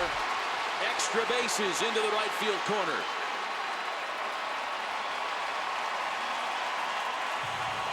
And that'll bring the tying run to the plate. That's just a nice piece of hitting by Lorenzo Cain right here. down 2 strikes, you see the target up. He pretty much throws it right where Jason Castro wants it. But Kane taking what the pitcher gives him with 2 strikes, shoots the ball to right field. Nice way to get the Royals going here with a 1-out double. Oh, it's amazing. He's pitched in the same all 3 at bats. That changeup early and then hard stuff later. And this time Kane gets the best of him with 2 strikes. Here comes A.J. Hinch. Again, they've got Fields and Perez hot. For Scott Kazmir, he had recorded a total of 1 out as far as the 5th inning in each of his last 3 starts combined. So that will be all for the southpaw today. And the call's been made out to another left-hander. We'll be right back. T-Mobile wants fans to share their passion, be part of the biggest 7th inning stretch. Post your photos and videos with hashtag #TheBig7th and hashtag contest for a chance to win tickets to the World Series Game 4.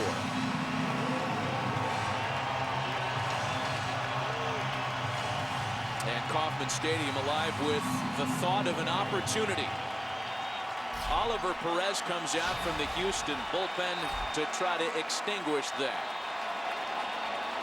Runner at second with 1 gone. Eric Hosmer, the batter, still looking for his first postseason hit this year. And way out in front of a slider swung on and missed. Cat and mouse game. Sometimes relievers are set up to face the same guys in a series. Threw a sinker the first time and then followed it with some sliders. Well, this time he started him off with a sweeping slider. Maybe he'll pitch him backwards. As A.J. mentioned, this was the matchup yesterday in the 8th. Another slider waved at and missed. Perez came on to face Hosmer in the 8th inning yesterday with runners at first and second and 2 away and got him to fly to left.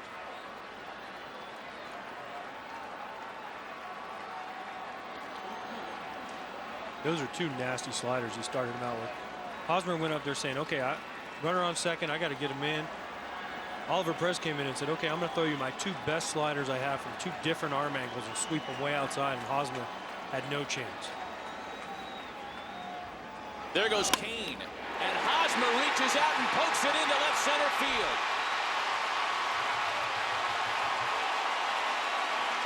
Kane had such a huge jump there, he was almost standing at the third base bag at the time of contact. My goodness.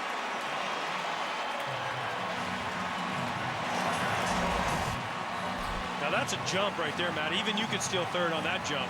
But Oliver Perez right there out-thunk himself, out-thinked himself. What is the proper term?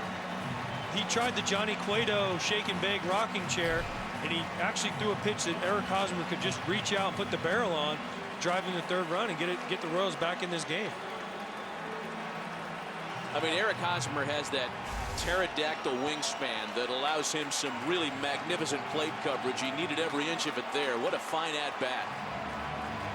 I haven't seen an 0-2 stealing of 3rd and then that play right there in a while, because that's not your prototypical time to steal with the hitter already in a defensive count, but it worked out. I think Kane saw something, because if we can go back and see Oliver Perez's motion, he went high leg kick, almost full turn, so I think Kane knew he could walk the 3rd. I don't think he was expecting Hosmer to swing at that pitch. So now Kendrys Morales, a big swing and a miss.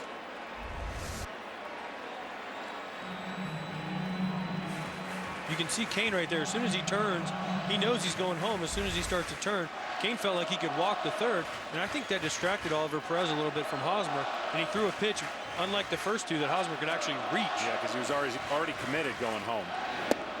You know, the second base, you could pretty much, you can't balk, really. You could have turned yourself all the way around and not thrown to second, but we've talked about his very different Luis Tiant type deliveries, and that was one right there.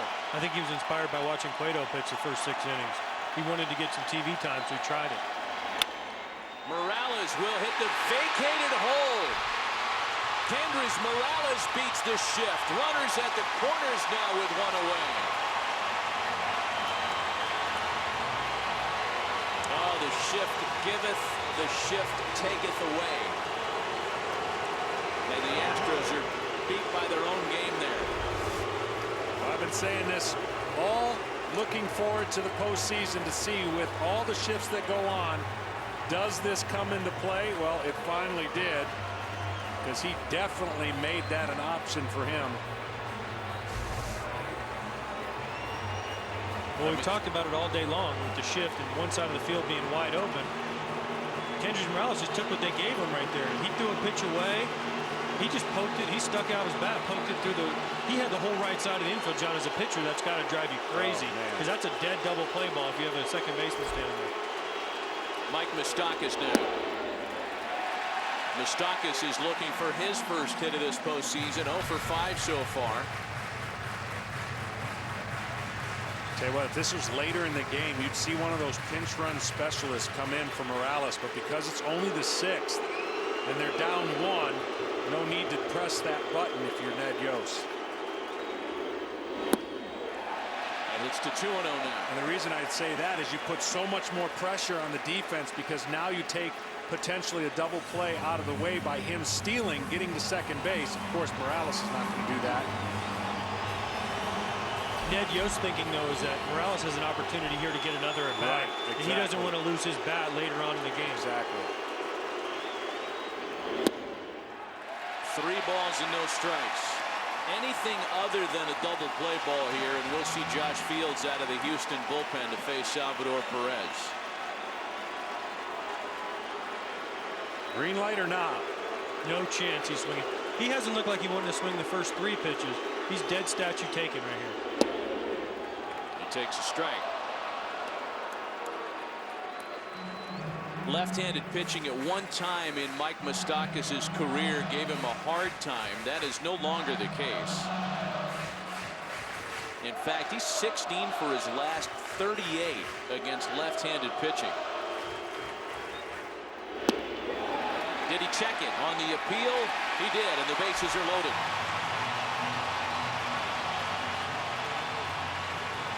Here comes A.J. Hinch. There goes Oliver Perez. And the call has gone out for Josh Fields. The Astros trying to hang on to a tenuous 1-run lead. We'll be right back. Well, Oliver Perez exits with a run across on his watch. The run was charged to Scott Kazmir.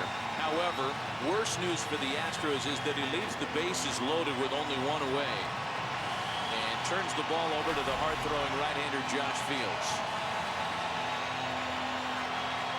Josh Fields uses his body well. He sits in the back leg and he uses it to throw that 94, 95 mile an hour. But a power knuckle curve also with a slider. Salvador Perez is homered this afternoon. Kauffman Stadium as loud as it's been all series long in what is the pivotal moment so far in this best-of-5.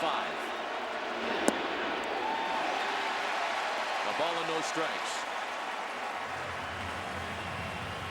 Reliever comes in, the cat and mouse game. You're trying to decide if as a pitcher, is he trying to ambush me the first pitch here at home with all the emotion of the crowd? If he is, I'm going off speed. Now he falls behind 1-0. You still can go off speed if you think the hitter's going to stay aggressive.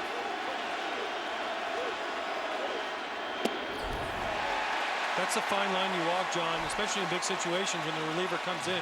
Because you know if you throw that first pitch breaking ball and it's a ball, the hitter, the next pitch is like, he's got to throw me a dead red fastball, especially with the bases loaded, because he knows the pitcher doesn't want to fall behind 2-0, which he's done anyways.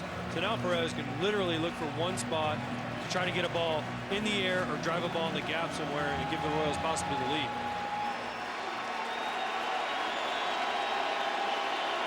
Two balls and no strikes, the count to Salvador Perez. 2-3-0.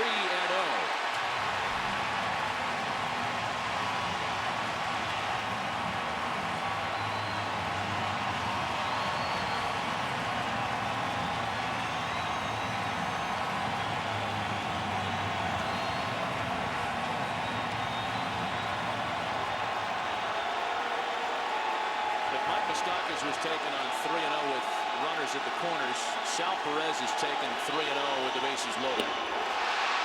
That's ball 4 as Fields misses badly, or was it a foul ball? Did it hit Perez's bat?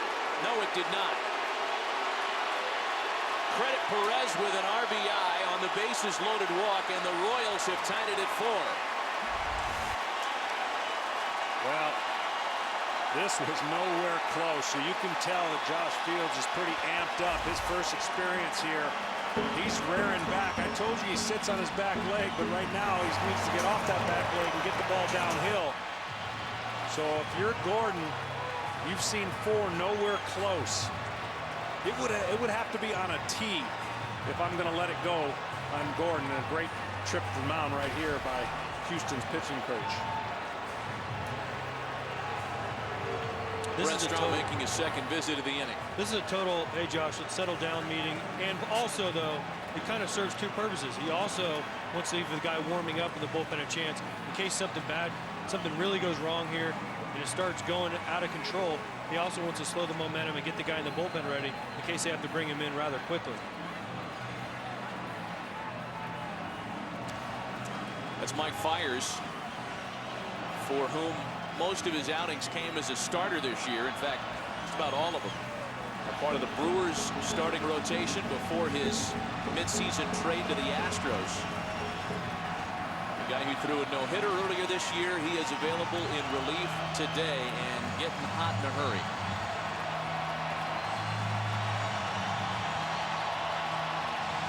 Here's Alex Gordon now.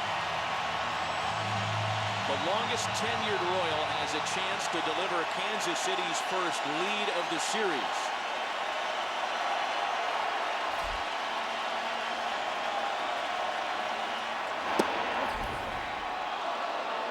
And the first strike from Fields.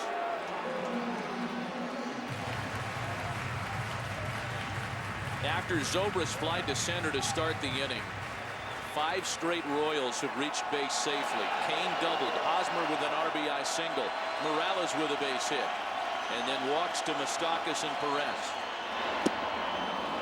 Gordon out in front to fall behind 0-2. Change-up right there.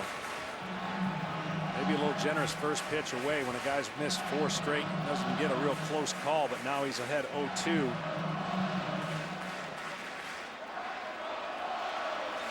Whatever he wants right here.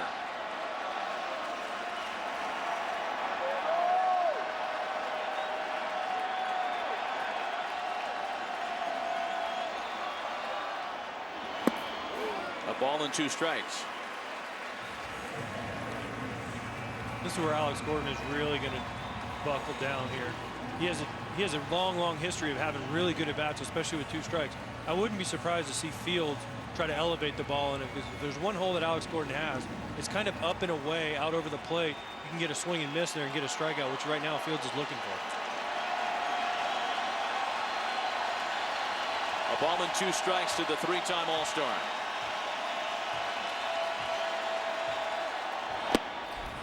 And Gordon strikes out swinging.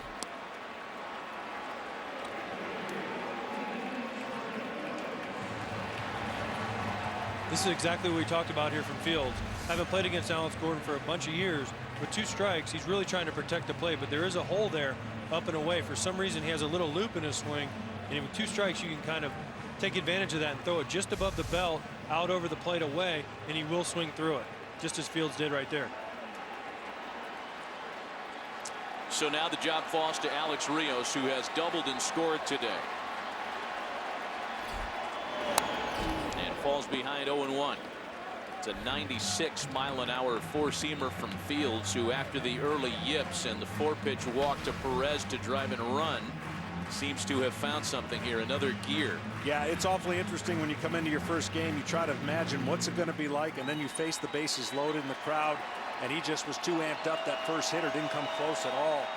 Now he's settled down, got the ball low, and he can use his breaking ball off of his fastball. A ball and a strike. John, how much did that first pitch called strike on the pitch to Gordon relax him? After the pitching coach comes out, he throws a pitch that could have been a strike, could have been a ball. Either way, Angel Hernandez gives it to him for a strike. That relaxes him. I think that gives the pitcher, hey, confidence. I can throw a strike. Then he threw a next pitch, a nasty off-speed pitch to go to 0-2, and then he could just work Gordon however he wanted. It resets the mind. If you get a hitter to swing at a bad pitch when you haven't located, that resets the mind. It's whatever you can to get that strike. You go, all right, here we go. A ball Ball and 2 strikes now to Alex Rios. When the Astros bat in the top of the 7th inning, they'll have the top of the order. And Josh Fields hoping to deliver it there with no more than 2 runs scoring on his watch here. And a 4-4 score going to the 7th.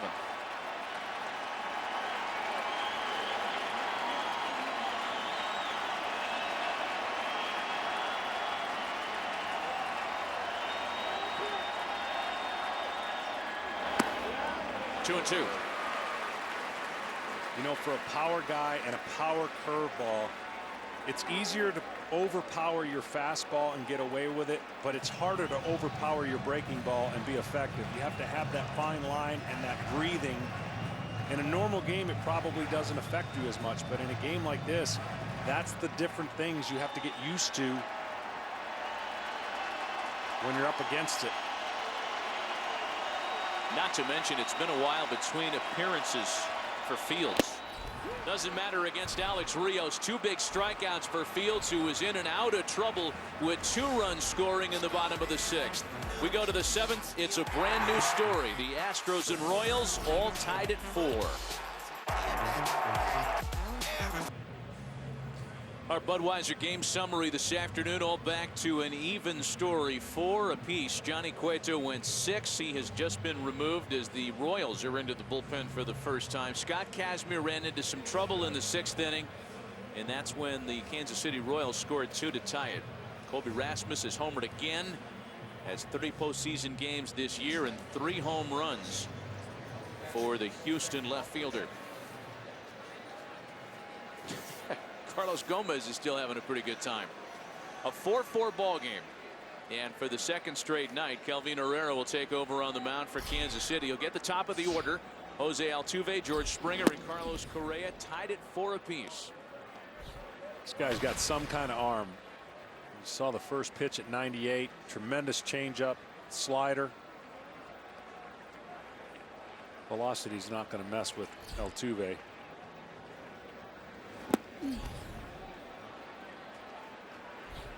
There's a new right fielder for the Royals as well, as Alex Rios comes out in favor of Paulo Orlando.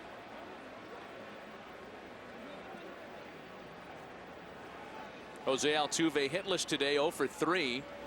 Saw a total of 5 pitches to make 3 outs. Takes a strike here to make it 2 balls and a strike. And if I'm Altuve, I'm having my pants down. Make the strike zone even harder to emulate for the umpire. I'm taking those things down.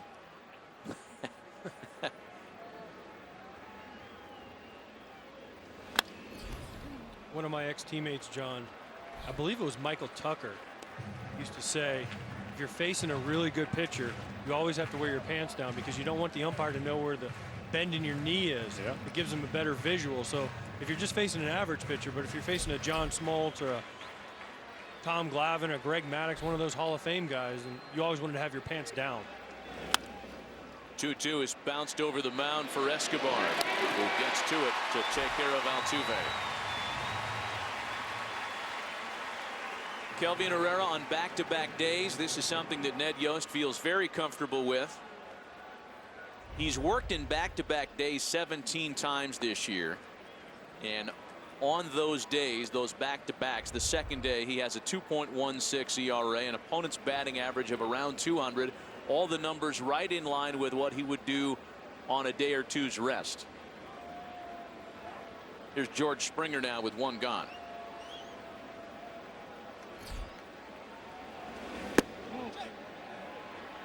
A ball and no strikes.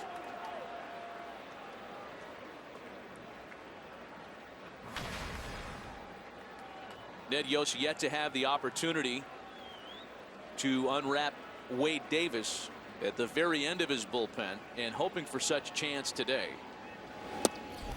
Well, one way or another, if the game's tied, he'll be in come 9th inning, because you don't save your closer at home for anything once it gets past 9 innings, unless it really goes long. In the absence of Greg Holland, Wade Davis moved into the closer's role, and the Royals really did not miss a beat. And I know we talked about trying to keep it in the same fashion where 1 inning now, just 1 inning for Wade Davis, but I would be hard pressed if they've got the lead to squeeze out another extra out or two. I would look for that later on, to be prepared to do that. That's how much this win would mean to the Royals getting back in the series with all that we've talked about what's looming.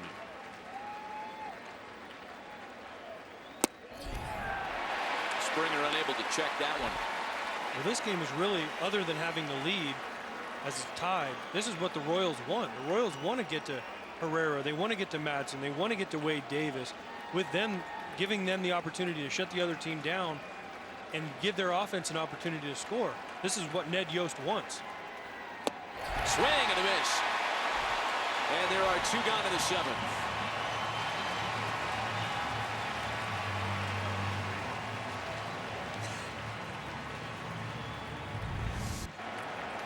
Well, this is just gasoline. Ties him up inside. Springer has been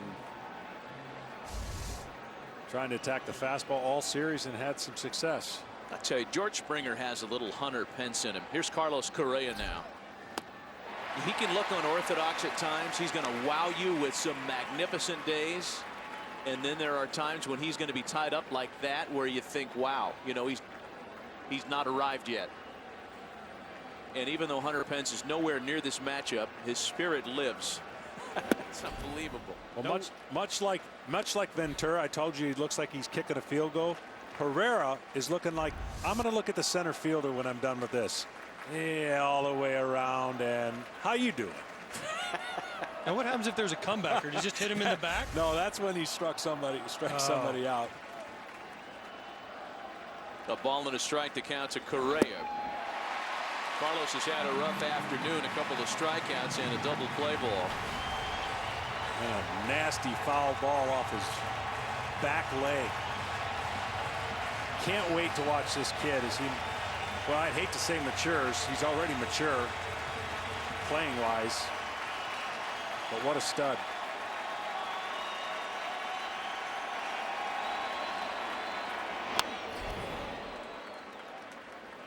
In the bottom of the 7th, Kansas City will have the top of the order: Escobar, Zobrist, and Kane.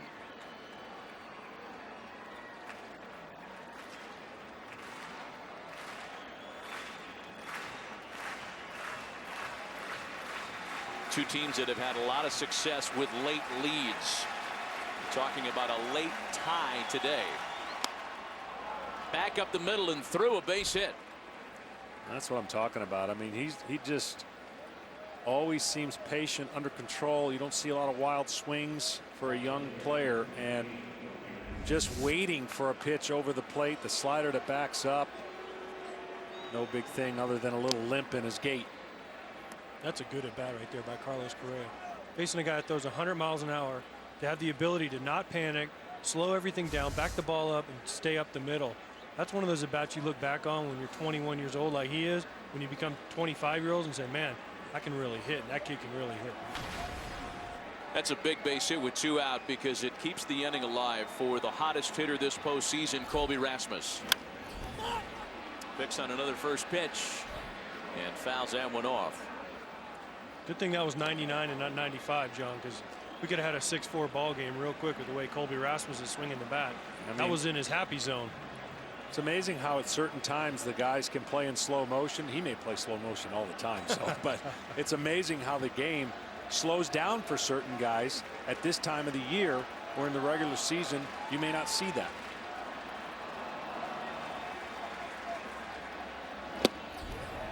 Rasmus, if you're just tuning in, has not only homered today, he homered yesterday, he homered Tuesday in the wild card game, and going back further still, he's hit 9 in his last 15.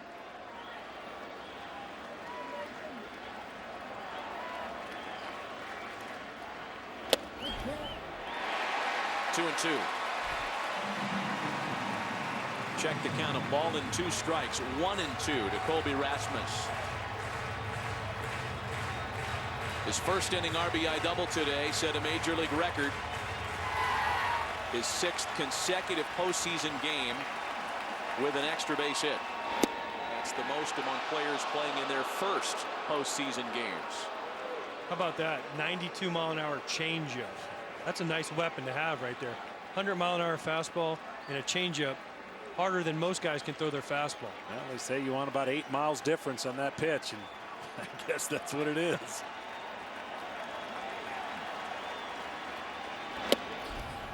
And it'll go all the way full now to 3 balls and 2 strikes. Evan Gattis waits next with 2 away. Correa will be running from first. Now, if I'm Colby Rasmus right here hitting, my chips are all in. I'm getting a changeup right here. Knowing Herrera, knowing what his pitches are. I just have a feeling with the runner going, Gattis hitting behind him. And he got a heater, and he missed it. The trio of defenders, it's Hosmer on the mound to make the catch. Nothing in the Houston 7th.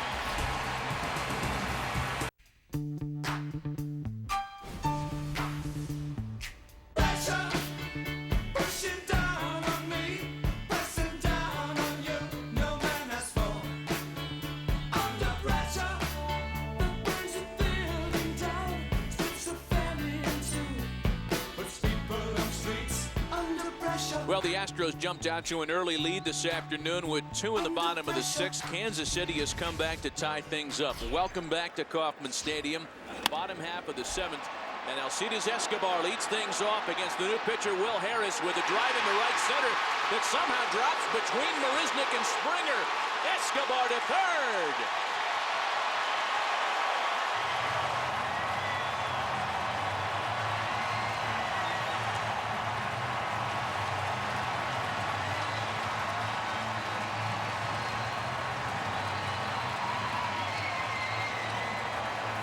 Well, Springer was playing so shallow, there's no way he could have got to this ball. And a long run, you see how shallow right there, the run he's got to make, and Springer and just Marisnick could not catch up to this ball.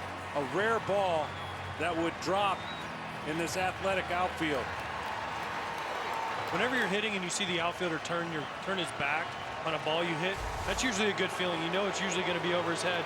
But with how shallow Springer was playing, obviously the Astros do not believe that Escobar had the power to get it over his head. And then Marisnick ran 2 miles, I think, to get to that ball. And then he kicked it, which allowed Escobar to go over to third. The Houston bullpen, which had held up so nicely in the wild card game and then again last night in game 1 of this series, showed a crack in the 6th inning. A couple of walks, 2 hits. Well, I'm telling you, Matty, I know this new era that we're in is all about bullpen and construction of it. But if you don't get depth out of your starting pitching over a consistent period of time, you're really putting it in the hands of a hitting team that says, I couldn't hit that guy. Now we at least got a chance against some matchups. Here's Ben Zobrist now. He's got 3 base hits so far in this series, including a 1st inning single this afternoon. The go-ahead run at third with nobody out. The infield is pulled in for Houston. Will Harris appeared yesterday, gave up a couple of hits in 2/3 of an inning. And Kansas City has taken its first lead of the series.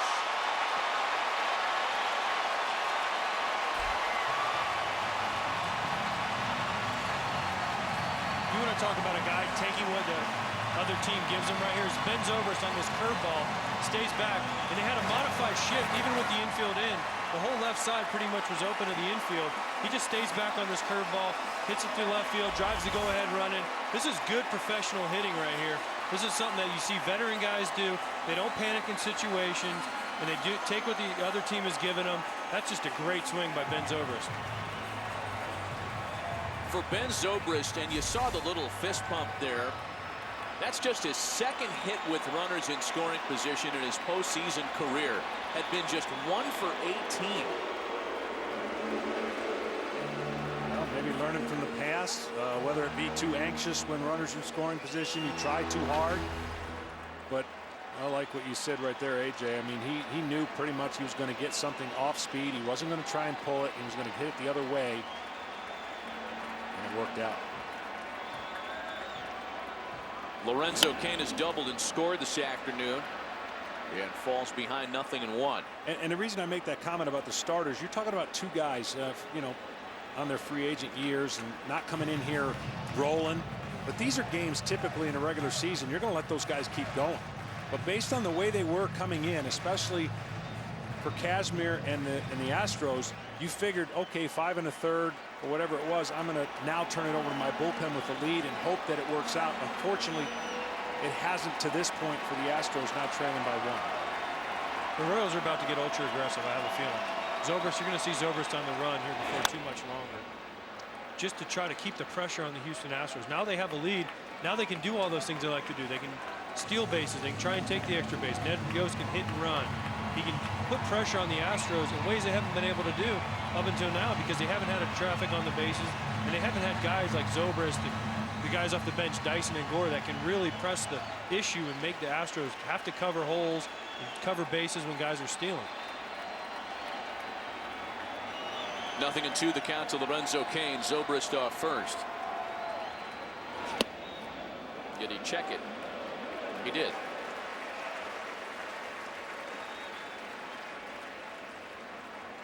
Well, one thing you know, if you're A.J. Hinch, I know there's an off day tomorrow and it resets your bullpen, but the guy that really resets your bullpen is your Game 3 starter, Dallas Keuchel.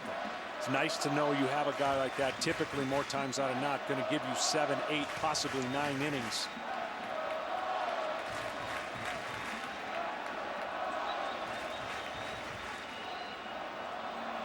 Harris is 1-2. Cain sends it to second. Altuve to Correa for 1. The relay back to Carter's not in time. Astros settle with 1 out on the play. Maybe anybody other than Lorenzo Cain is doubled up on that ball. Remember Lorenzo coming off of the same kind of thing that Correa did. Fouled it off his knee, and he comes in and just at the nick of time gets that foot down before you secure the ball in the glove. That's the difference. Is that the rule? It has Yes. to be secured? Yes. No, it can't just be in the glove. It has to be secured in the glove. Yes. Okay, John. From now on, whenever I'm playing and we have replays, I'm going to call you and ask you if you secured the ball, because no one seems to be able to figure that one out. Don't call him. He won't pick it up. Here's Hosmer now with a runner at first, a run in and 1 away. Eric Hosmer got his first base hit of this postseason back in the 6th on an 0-2 slider from Oliver Perez with Lorenzo Cain breaking from second base. It was a little duck snort off the end of the bat, what they referred to, AJ, correct my vernacular if I'm wrong, as a thang, and it was good enough to get Hosmer off the schneid. It's a knock. That's all Eric Hosmer cares about with it. There's a fly ball into the opposite field for Rasmus. And there are 2 gone. Here comes A.J. Hinch. Headed to the mound with a purpose. I doubt they want to let Kendrys Morales bat from the left side. And that's why we're going to see Tony Sipp here. A pitching change. We'll be right back.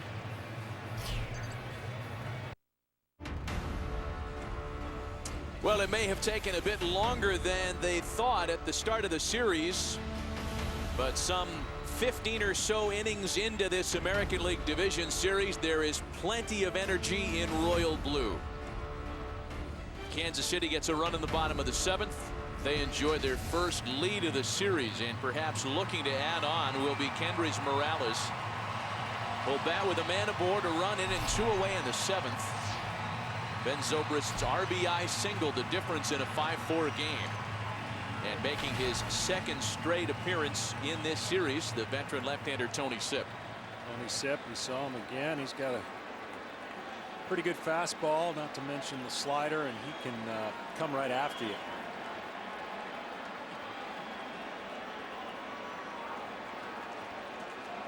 Sipp not only appeared last night, but he appeared in the wild card win Tuesday at Yankee Stadium. And the Astros wanting to turn Kendrys Morales around right-handed, where only 4 of his 22 home runs were hit in the regular season.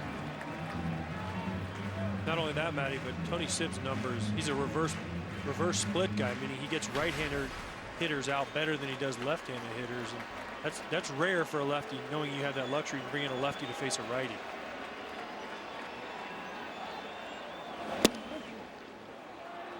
It's a ball and a strike. Astros overload the left side of the infield. StatCast powered by Amazon Web Services. They're going to stick by their guns, John. No, I get it. I get it. I just can't believe how big. Let's see, 4, 6, 7, 8, 10 trucks you could drive through there. Right side. Slow roller to third for Valbuena to retire the side. Kansas City has taken their first lead of the series, however. We go to the 8th. It's 5-4 Royals. Today's telecast is sponsored by Chevrolet. Find new roads. By DirecTV. Call 1-800-DirecTV. And by Esurance, official sponsor of Major League Baseball. Kauffman Stadium in Kansas City, been around since 1973. They knew it as Royal Stadium back then, and though there are newer ballparks certainly on the landscape, not too many finer as far as I'm concerned. The Geico in-game box score for the visiting Houston Astros. Jose Altuve did a lot of damage yesterday. Not the case today. 0 for 4. Another home run for Colby Rasmus, however. That's 3 in as many postseason games for him this year. Evan Gattis is the first to lead off here in the 8th. He'll do so against Ryan Madson, who's making his second straight appearance in this series. Gattis, Valbuena, and Carter here for the Astros. Down a run, trailing for the first time in this series. Another rollover ground ball for Escobar.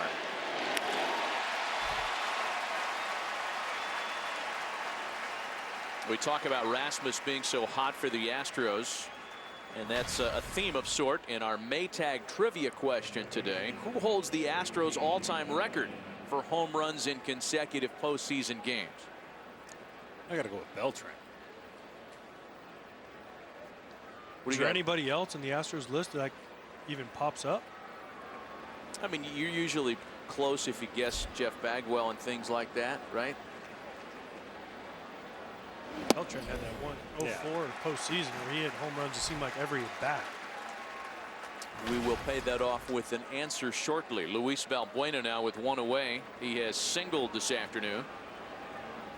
Now the shadows are completely gone. You see right there, and as you mentioned, this stadium, beautiful stadium. I've never seen so much blue in my life from the stands, just filled with everybody with their Royals blue on. I mean, everywhere you look. Be interesting to see when we get to Kansas City, when we get to Houston, how electric that place is going to be as they await their team return home. Anticipating a sellout crowd for game 3 of the series. That will, by the way, be on MLB Network on Sunday. And then we're back on FS1 for the remainder of the series. Dallas Keuchel will get the ball for Houston.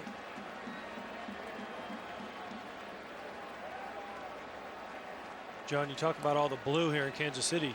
Does that mean the Astros fans will be wearing orange? I would think so. So like we have a blue out here, they'll go orange out in Houston? Something like that. It's going to be loud. Roof closed, I think, right? The roof will be closed, we're told, yes. Edinson Volquez and Dallas Keuchel Sunday on MLB Network. Who makes that decision? Does Major League Baseball or do the Astros get to make that decision? That's a league call. Yep. I think the Astros, the decision is taken out of their hands.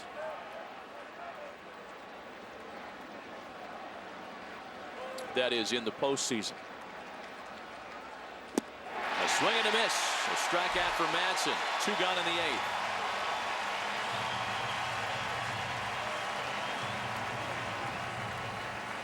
Aerial coverage this afternoon brought to you by DirecTV, now part of the AT&T family. Well, either way, for me, this year has become the coming out party of hats that were normally in the closets. The Blue Jays, the Astros, Yeah. The Cubs always have fans that put their hats on, but they're out. Pirates the last 3 years, and of course Kansas City now in the last 2 years. Chris Carter has singled and scored today. He's hit safely in both games of the series so far, and is always a deep threat. Yeah, I said it like he's A.J. Green or something.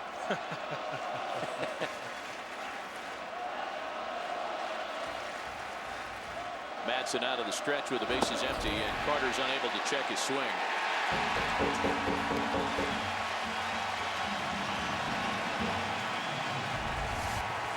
This is just a bad swing by Chris Carter. He's looking for a ball he can drive. He sees it start in. You see him try to bring his hands in, but he just can't stop. If he would have hit that ball, would have hit off his back leg like Correa did earlier in the game. The bad news for teams like the Astros in circumstances like this one is that since the start of last season, the Royals are 151 wins and 4 losses when leading after 7. 151 and 4, and that includes last year's postseason. They don't give them up very often, folks.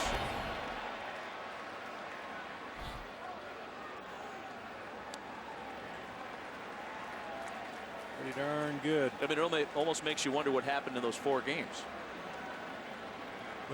Were those the days that Davis or Herrera or Madsen or Holland, when he was healthy, were those guys shut down because they had thrown too many days in a row?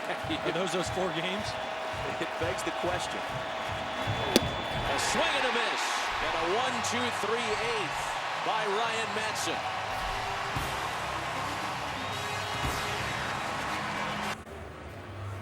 But Colby Rasmus has homered in 3 straight postseason games for the Astros. Our Maytag trivia question payoff.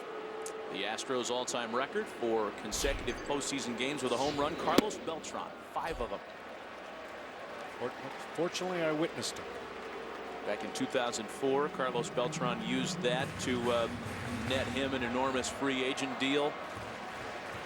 And who knows, maybe the same thing is in Colby Rasmus's future, should things continue for him. Mike Moustakas leads things off in the 8th. Tony Sipp continues on the mound for the Astros. It'll be Moustakas, Perez, and Gordon looking for a little late insurance. Kansas City got their first lead of the series in the 7th, and they hold that 5-4 lead here in the 8th.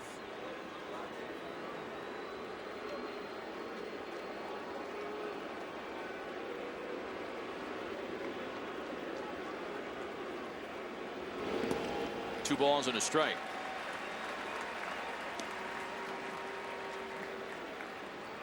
This will probably be Tony Sipp's last hitter. You have Neshek down there warming up, Sal Perez on deck. Guy, if Moustakas happens to get on base, they're going to be looking for a double play ball. With Neshek's funky delivery, he's definitely a guy that can entice Salvador Perez to hit into a double play. Plus, A.J. Hitch doesn't want to run Sipp out there too long, especially after pitching last night.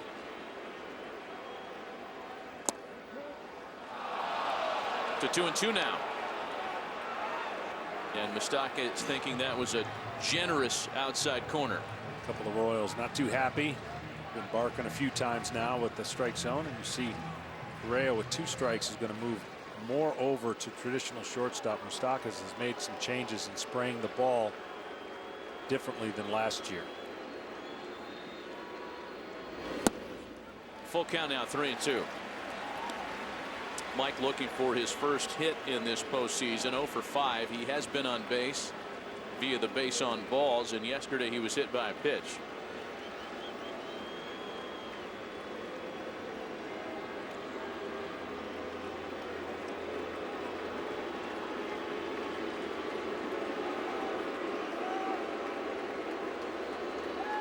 Sipp sets the 3-2 home.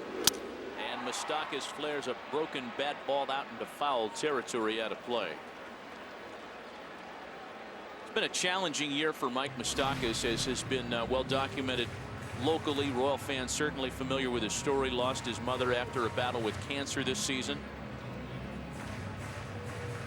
And after going through adversity on the field the last couple of years, remember last year Mike was at one point sent down to AAA before coming back, having a huge postseason, and then enjoying his best full big league season this year. And then there was personal adversity this season as well. Here is the 3-2 home. Popped him up, fouled him away. Well, I'm talking to Ned. He made serious changes coming into spring training, making sure that the shift wasn't going to beat him throughout the year, and being able to go the other way and hit the ball. This is something he made a priority, and it's paid off in his average, because hitting into that shift constantly and you're whole confidence and everything that AJ talked about just starts messing with your head. Well, that script sounds familiar with sending the guy down. They did that to Alex Gordon a few years ago, and look what when he came back, what he turned into. Lined into right at George Springer. Boy, that's the second Adam ball that Moustakas has sent to right field today.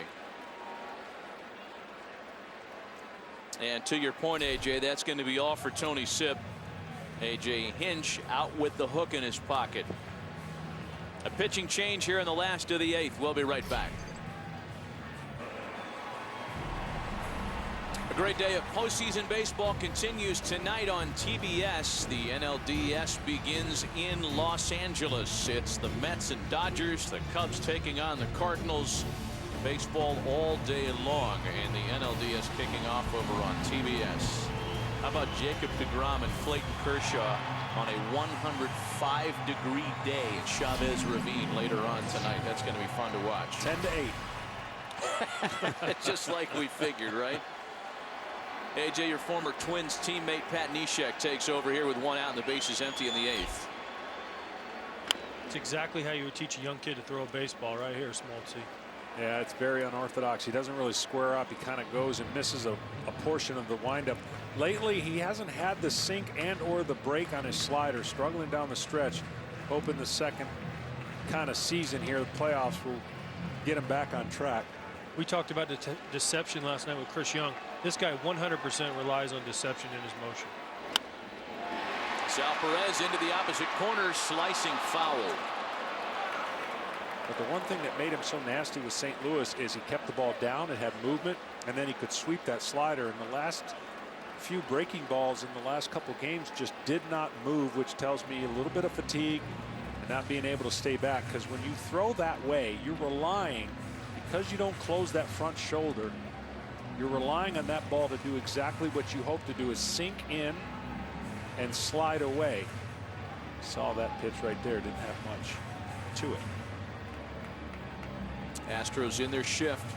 StatCast powered by Amazon Web Services. In the pull shift for the right-handed hitting Salvador Perez, who beats it. Boy, that's just been happening all day long.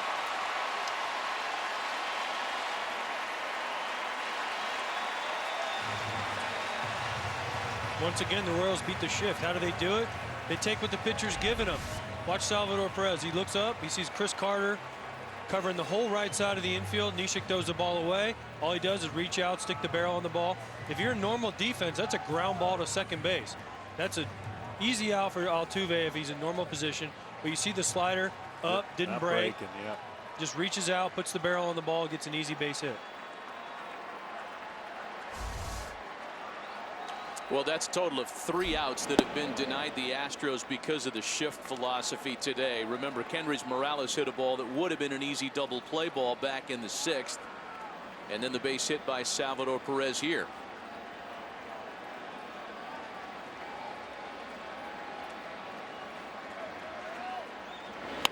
Oh, 1 to Alex Gordon is fouled off. Pat Neshek working on significant rest. In fact, his last 3 appearances to wind down the regular season each came with at least 4 days of rest. And that after not working with that much rest all season long.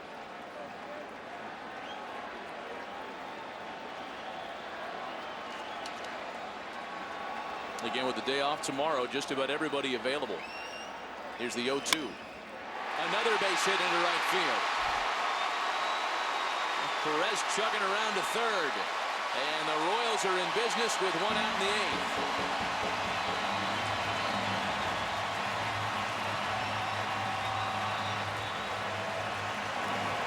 Well, the one misconception everyone makes about sidearmers is, oh, they don't get tired. They can go just about every day. Well, they're hoping the rest will allow them to get back to where he was. And so far this inning, he has not made those quality pitches.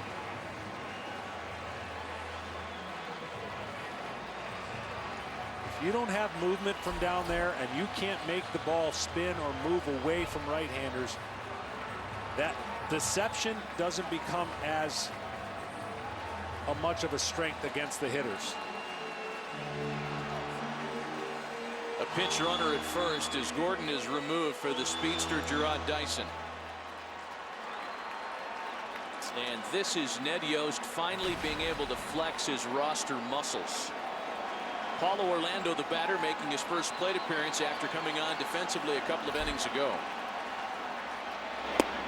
A swing and a miss. One good thing that Neshek has going is he does not have to pick up his leg to go home. We already seen that out of the windup, so it can be difficult. You have to gauge it as a runner as soon as he comes to set, because you don't have much time after that.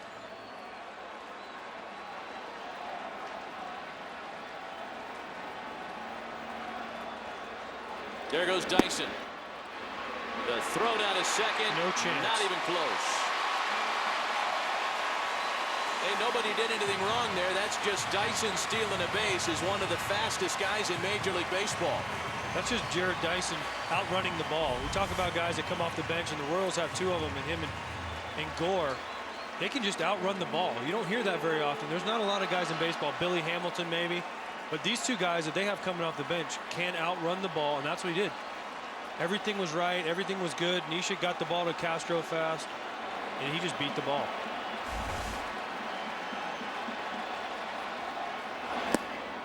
And a swing and a miss to put away Orlando.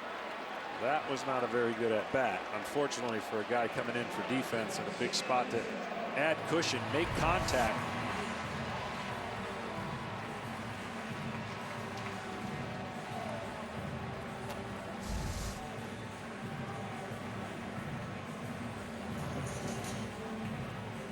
So now the top of the order, Alcides Escobar.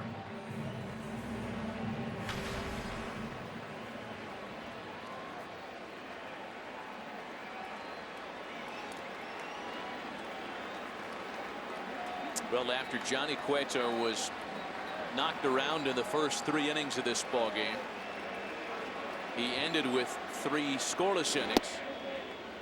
And though he will not be the beneficiary of the decision, got over those early hiccups and was able to keep it close for the Royals to come back today. A job not quite finished. It's 0-1 to Escobar. 0-2.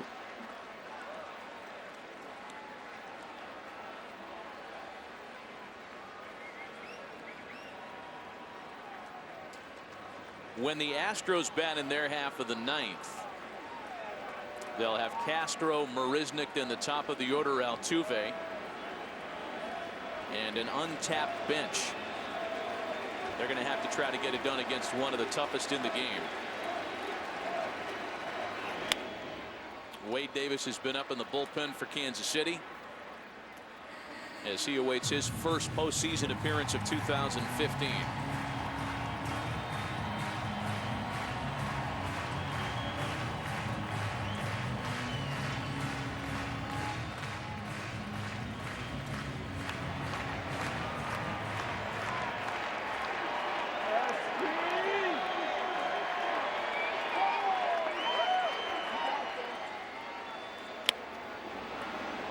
Still 0-2 to Escobar.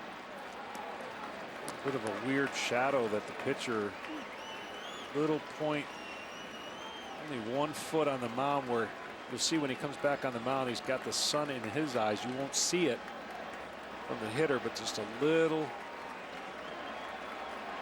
squint going on. There it is right there. He's out of it now. When he stands up, he'll be back in it.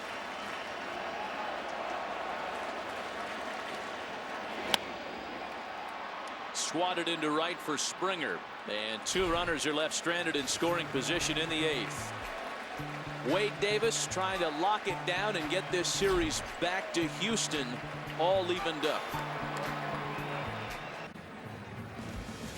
Top half of the 9th inning with Kansas City on top a run. A reminder that Jay and Dan are standing by. Fox Sports Live follows us here at Kauffman Stadium.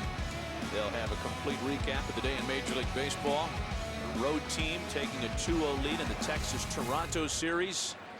And of course, live updates and previews of the games in progress and still to come in the National League. It is Wade Davis looking to take this one home for Kansas City. Jason Castro, Jake Marisnick, and Jose Altuve. It's actually a pinch hitter that leads things off. It's Jed Lowry who bats for Castro to lead things off in the ninth. Lowry and then Marisnick scheduled, but another pinch hitter waits next. So it's A.J. Hinch emptying out his bench here in the top of the ninth inning.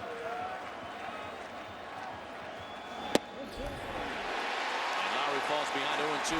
Lowry, of course, having one of the most unbelievable, improbable victories, hitting a 2-run homer against the Angels, down 2 outs, nobody on. He's just hoping to get on base right now with an 0-2 count.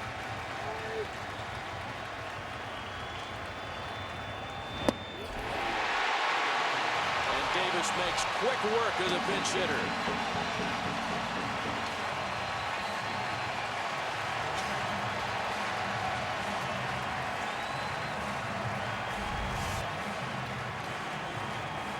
That's just paint right there, John.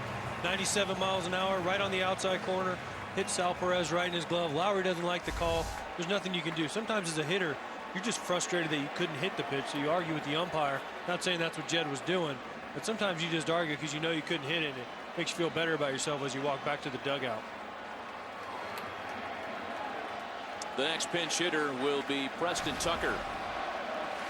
25-year-old rookie who hit 2 pinch hit home runs for the Astros this year. 1 out, bases empty, top of the ninth.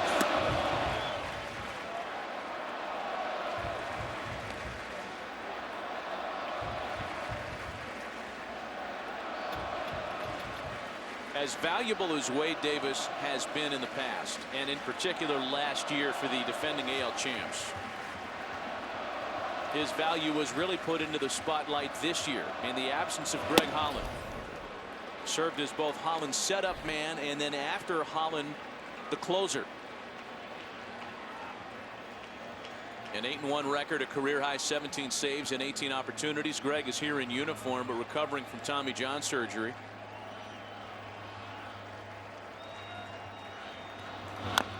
Davis is an equal opportunity destroyer. That is to say, tough on right-handers and left-handers alike. Lefties hit only 146 against him this year.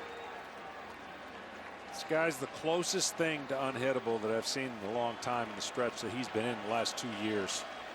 93, 94 mile an hour cutter. It is not a fun at bat off this guy. As a starter, when he was with Tampa Bay, he first came up, he was a starter. He didn't have the velocity. He also didn't have the cutter. And ever since he came over here to Kansas City, they tried him as a starter. It didn't work out. He went to the bullpen, found 4 or 5 miles an hour, and he found that cutter. That cutter that he throws is one of the best I've seen in a long time. It's a full count now.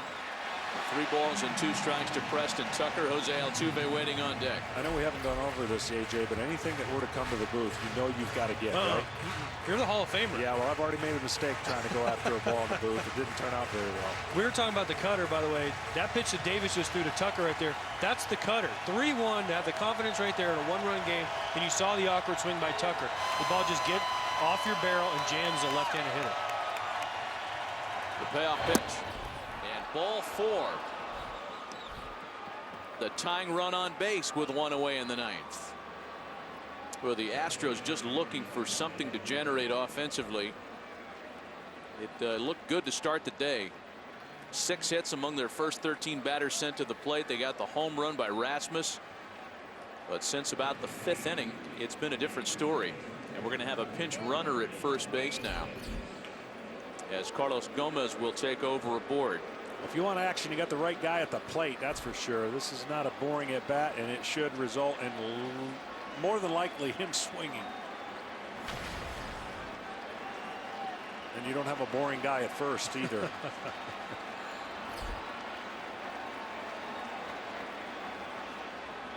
And Davis will check in immediately, very close over there. Perhaps not as close as the fans would lead you to believe. No, it looks, you know, they're always going to make sure the throw, the short hop, the gloves under his chest, whether or not the hand gets in there in time, they're going to take a look at it. See, I thought his hand got right there. That's what Looks like he's out to me, John. I'll tell you what, the short hop, great pickup. That short hop allowed his glove to already be down right there, and he makes the tag. See how the ball and the glove come in at the same time. Oh, my goodness. If they reverse this call, that's got to be the shortest pinch running appearance in the history of the game. Yeah, it could be, and I think it's going to be overturned. It's got to be very conclusive. Fans reacting to the replay on the big video board here at Kauffman Stadium. They are convinced that this will be overturned. This used to be a no-no back in the day. You never show the replays up on the screen, and now they're getting a chance to see it, put even more pressure, even though the call is coming from New York. That's the interesting part I found out from Joe Torre. We had a meeting with him in September about replay. The guys here, they don't look at the replay. They just listen to the guy in New York. So the guys that are actually here, the umpires that are here, have no say-so. They're just told what the call is.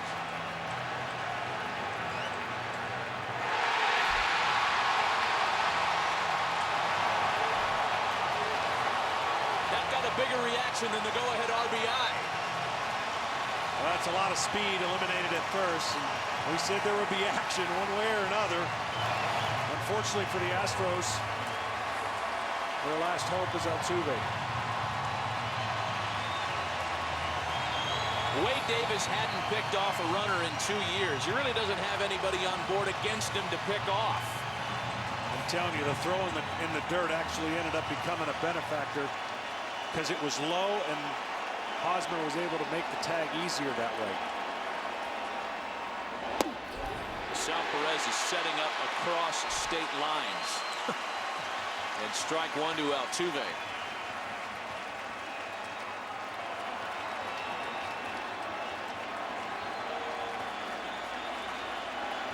Two big challenges, two big calls overturned. Ned Yost to perfect 2-0. And that's been just a small part of the dialogue this afternoon. Big picture is that the Kansas City Royals are a strike away from avoiding going to Houston down 0-2 and having to face Dallas Keuchel in an elimination game.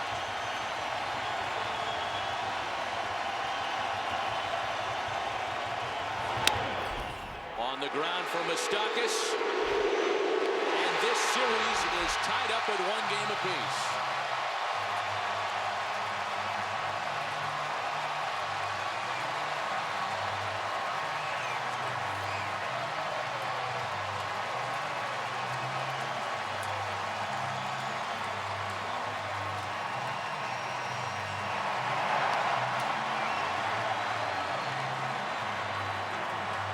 Let me tell you, that is a big-time snatching back for the defending American League champs. It is, and walking in their locker room, there was nothing that you could tell whether they were down or up, and that's the confidence of a club that went through last year, although be it boat racing until they got to the World Series. But it's a club that since spring training knows they are a very good club. When you think you're a very good club, you're not worried about where you are in a series.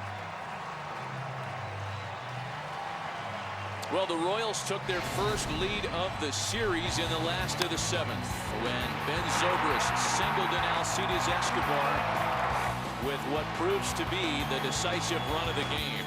Your Bank of America play of the game. Share your favorite postseason memories using hashtag MLB Memory Bank. JP Morosi is standing by with Ben Zobrist. Thank you very much, Matt. Ben, early in this game, you're down again. You could tell the crowd was just waiting for something good to happen. What changed there in the 6th inning? Well, I think we got the important hits. We got a couple breaks. They walked that run. You got to have the little things go well. And finally, we broke through in the 6th inning. The crowd was awesome right there, kind of putting the pressure on them. And we were able to tie the game up there, and that's big, going into the last 3 innings. Ben, the Royals got you in part because of your postseason experience. How much did that help you there with your great approach there in the 7th inning with the infield in? Just trying to focus on having a good at-bat. Harris has been really tough all year on hitters, and he threw a good first pitch, The second one was up a little bit, just enough where I could put the barrel on it. And, you know, any way I can help this club, that's what I'm trying to do. Offense, defense, whatever. You know, I just happen to be in a good spot where Eske got to third with nobody out. You know, if that doesn't happen, it's not that situation. So thankful for the opportunity and glad I was able to come through for the team. Ben, you know who's waiting for you, of course, on Sunday. Dallas Keuchel in Houston. How much confidence does this win give you now heading into Game 3? Well, it's huge. You know, we had to win this game. You know, going into Game 3, you know, obviously he's a tough pitcher. We've got our work cut out for us. But, you know, we believe he's ready to have a bad one. So hopefully he can leave a few more pitches over the middle of the plate for us, and we can get to him in that game. But, you know, we'll enjoy this one today and get focused again for the next one. Thanks so much, Ben. All right, Matt, back to you. JP, thanks. The Royals able to even up this series at 1 win apiece. Jay and Dan are standing by at the Fox Sports Live studios in Los Angeles. Guys. Matt, thank you. This is Fox Sports Live. We're going to get you back to Kaufman in moments for more on the Royals win over the Astros. After that, our MLB crew breaks down day 2 of the ALDS. But right now, as Jay said, back to Kansas City. Matt, John, and sometime Fox employee AJ in Kansas City. Guys. Yeah, guys, thanks. And we mentioned this, we kind of intimated it as we were getting ready to see what happened in the 9th. But with that late lead, Ned Yost was able to play Royals baseball. He was able to flex some of his roster muscle. He was able to pinch run. He was able to use his back of the bullpen formula.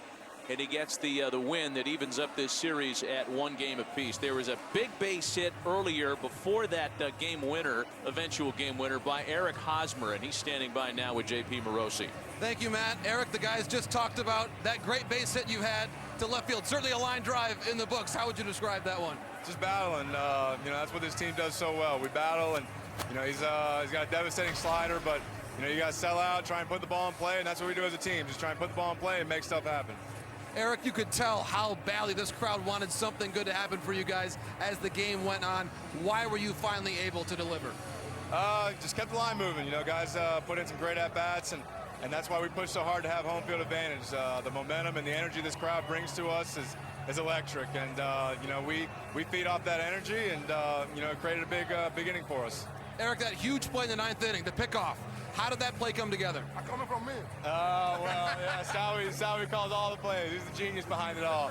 But Gomez is a fast runner. You know, he's really aggressive on there, and we actually almost had him a couple times last night. And you know, Wade's real athletic on the mound, made a nice pickoff move, and just lucky the boys in the replay booth got it right. Thank you, Eric. We're going to bring in Salvi now. Sal, hey, yeah, speaking of that call, it all came from you, right? No, you know, when Hosmer said, Gomez is aggressive in the base, you know, he want to get the second base. He's the time run, you know. He want to be in the scoring position. So we just couple pickoff, we see, and we're getting him out. Sal, I know you always have your managers back. So how about Ned Yost today? 2 for 2 in those managers' challenges on the replay, huh? He's pretty good. I think Dupley, that's the guy we got inside. He's doing pretty good job. So Sal, now with Johnny Cueto today, obviously early struggles there. How did you help him settle in there in the middle innings? Cueto is a pretty good guy. He's coming aggressive, you know. Just a little, maybe around the zone a little bit early in the game. But after that, you guys see what he's doing. Keep the ball down, aggressive, 1, 2, 3, 1, 2, 3, and that helps the thing a lot. You know, Sal, you and I talked last night about how good that Astros team is, how much they remind you of yourselves. How were you able to regroup today and win a huge game, too? You know, what I said last night, you know, it's another day, another game. We just coming every day to the ballpark, you know, prepare ourselves to win the game. Felicidades y gracias, Sal. Hey, gracias, amigo español, bueno. Gracias. Matt, back to you. Hey, JP, that's about all the Spanish I think JP can handle. It's the Royals winning Game 2 to even up this series. Finally, a home team wins this postseason. Jay and Dan, back to you guys.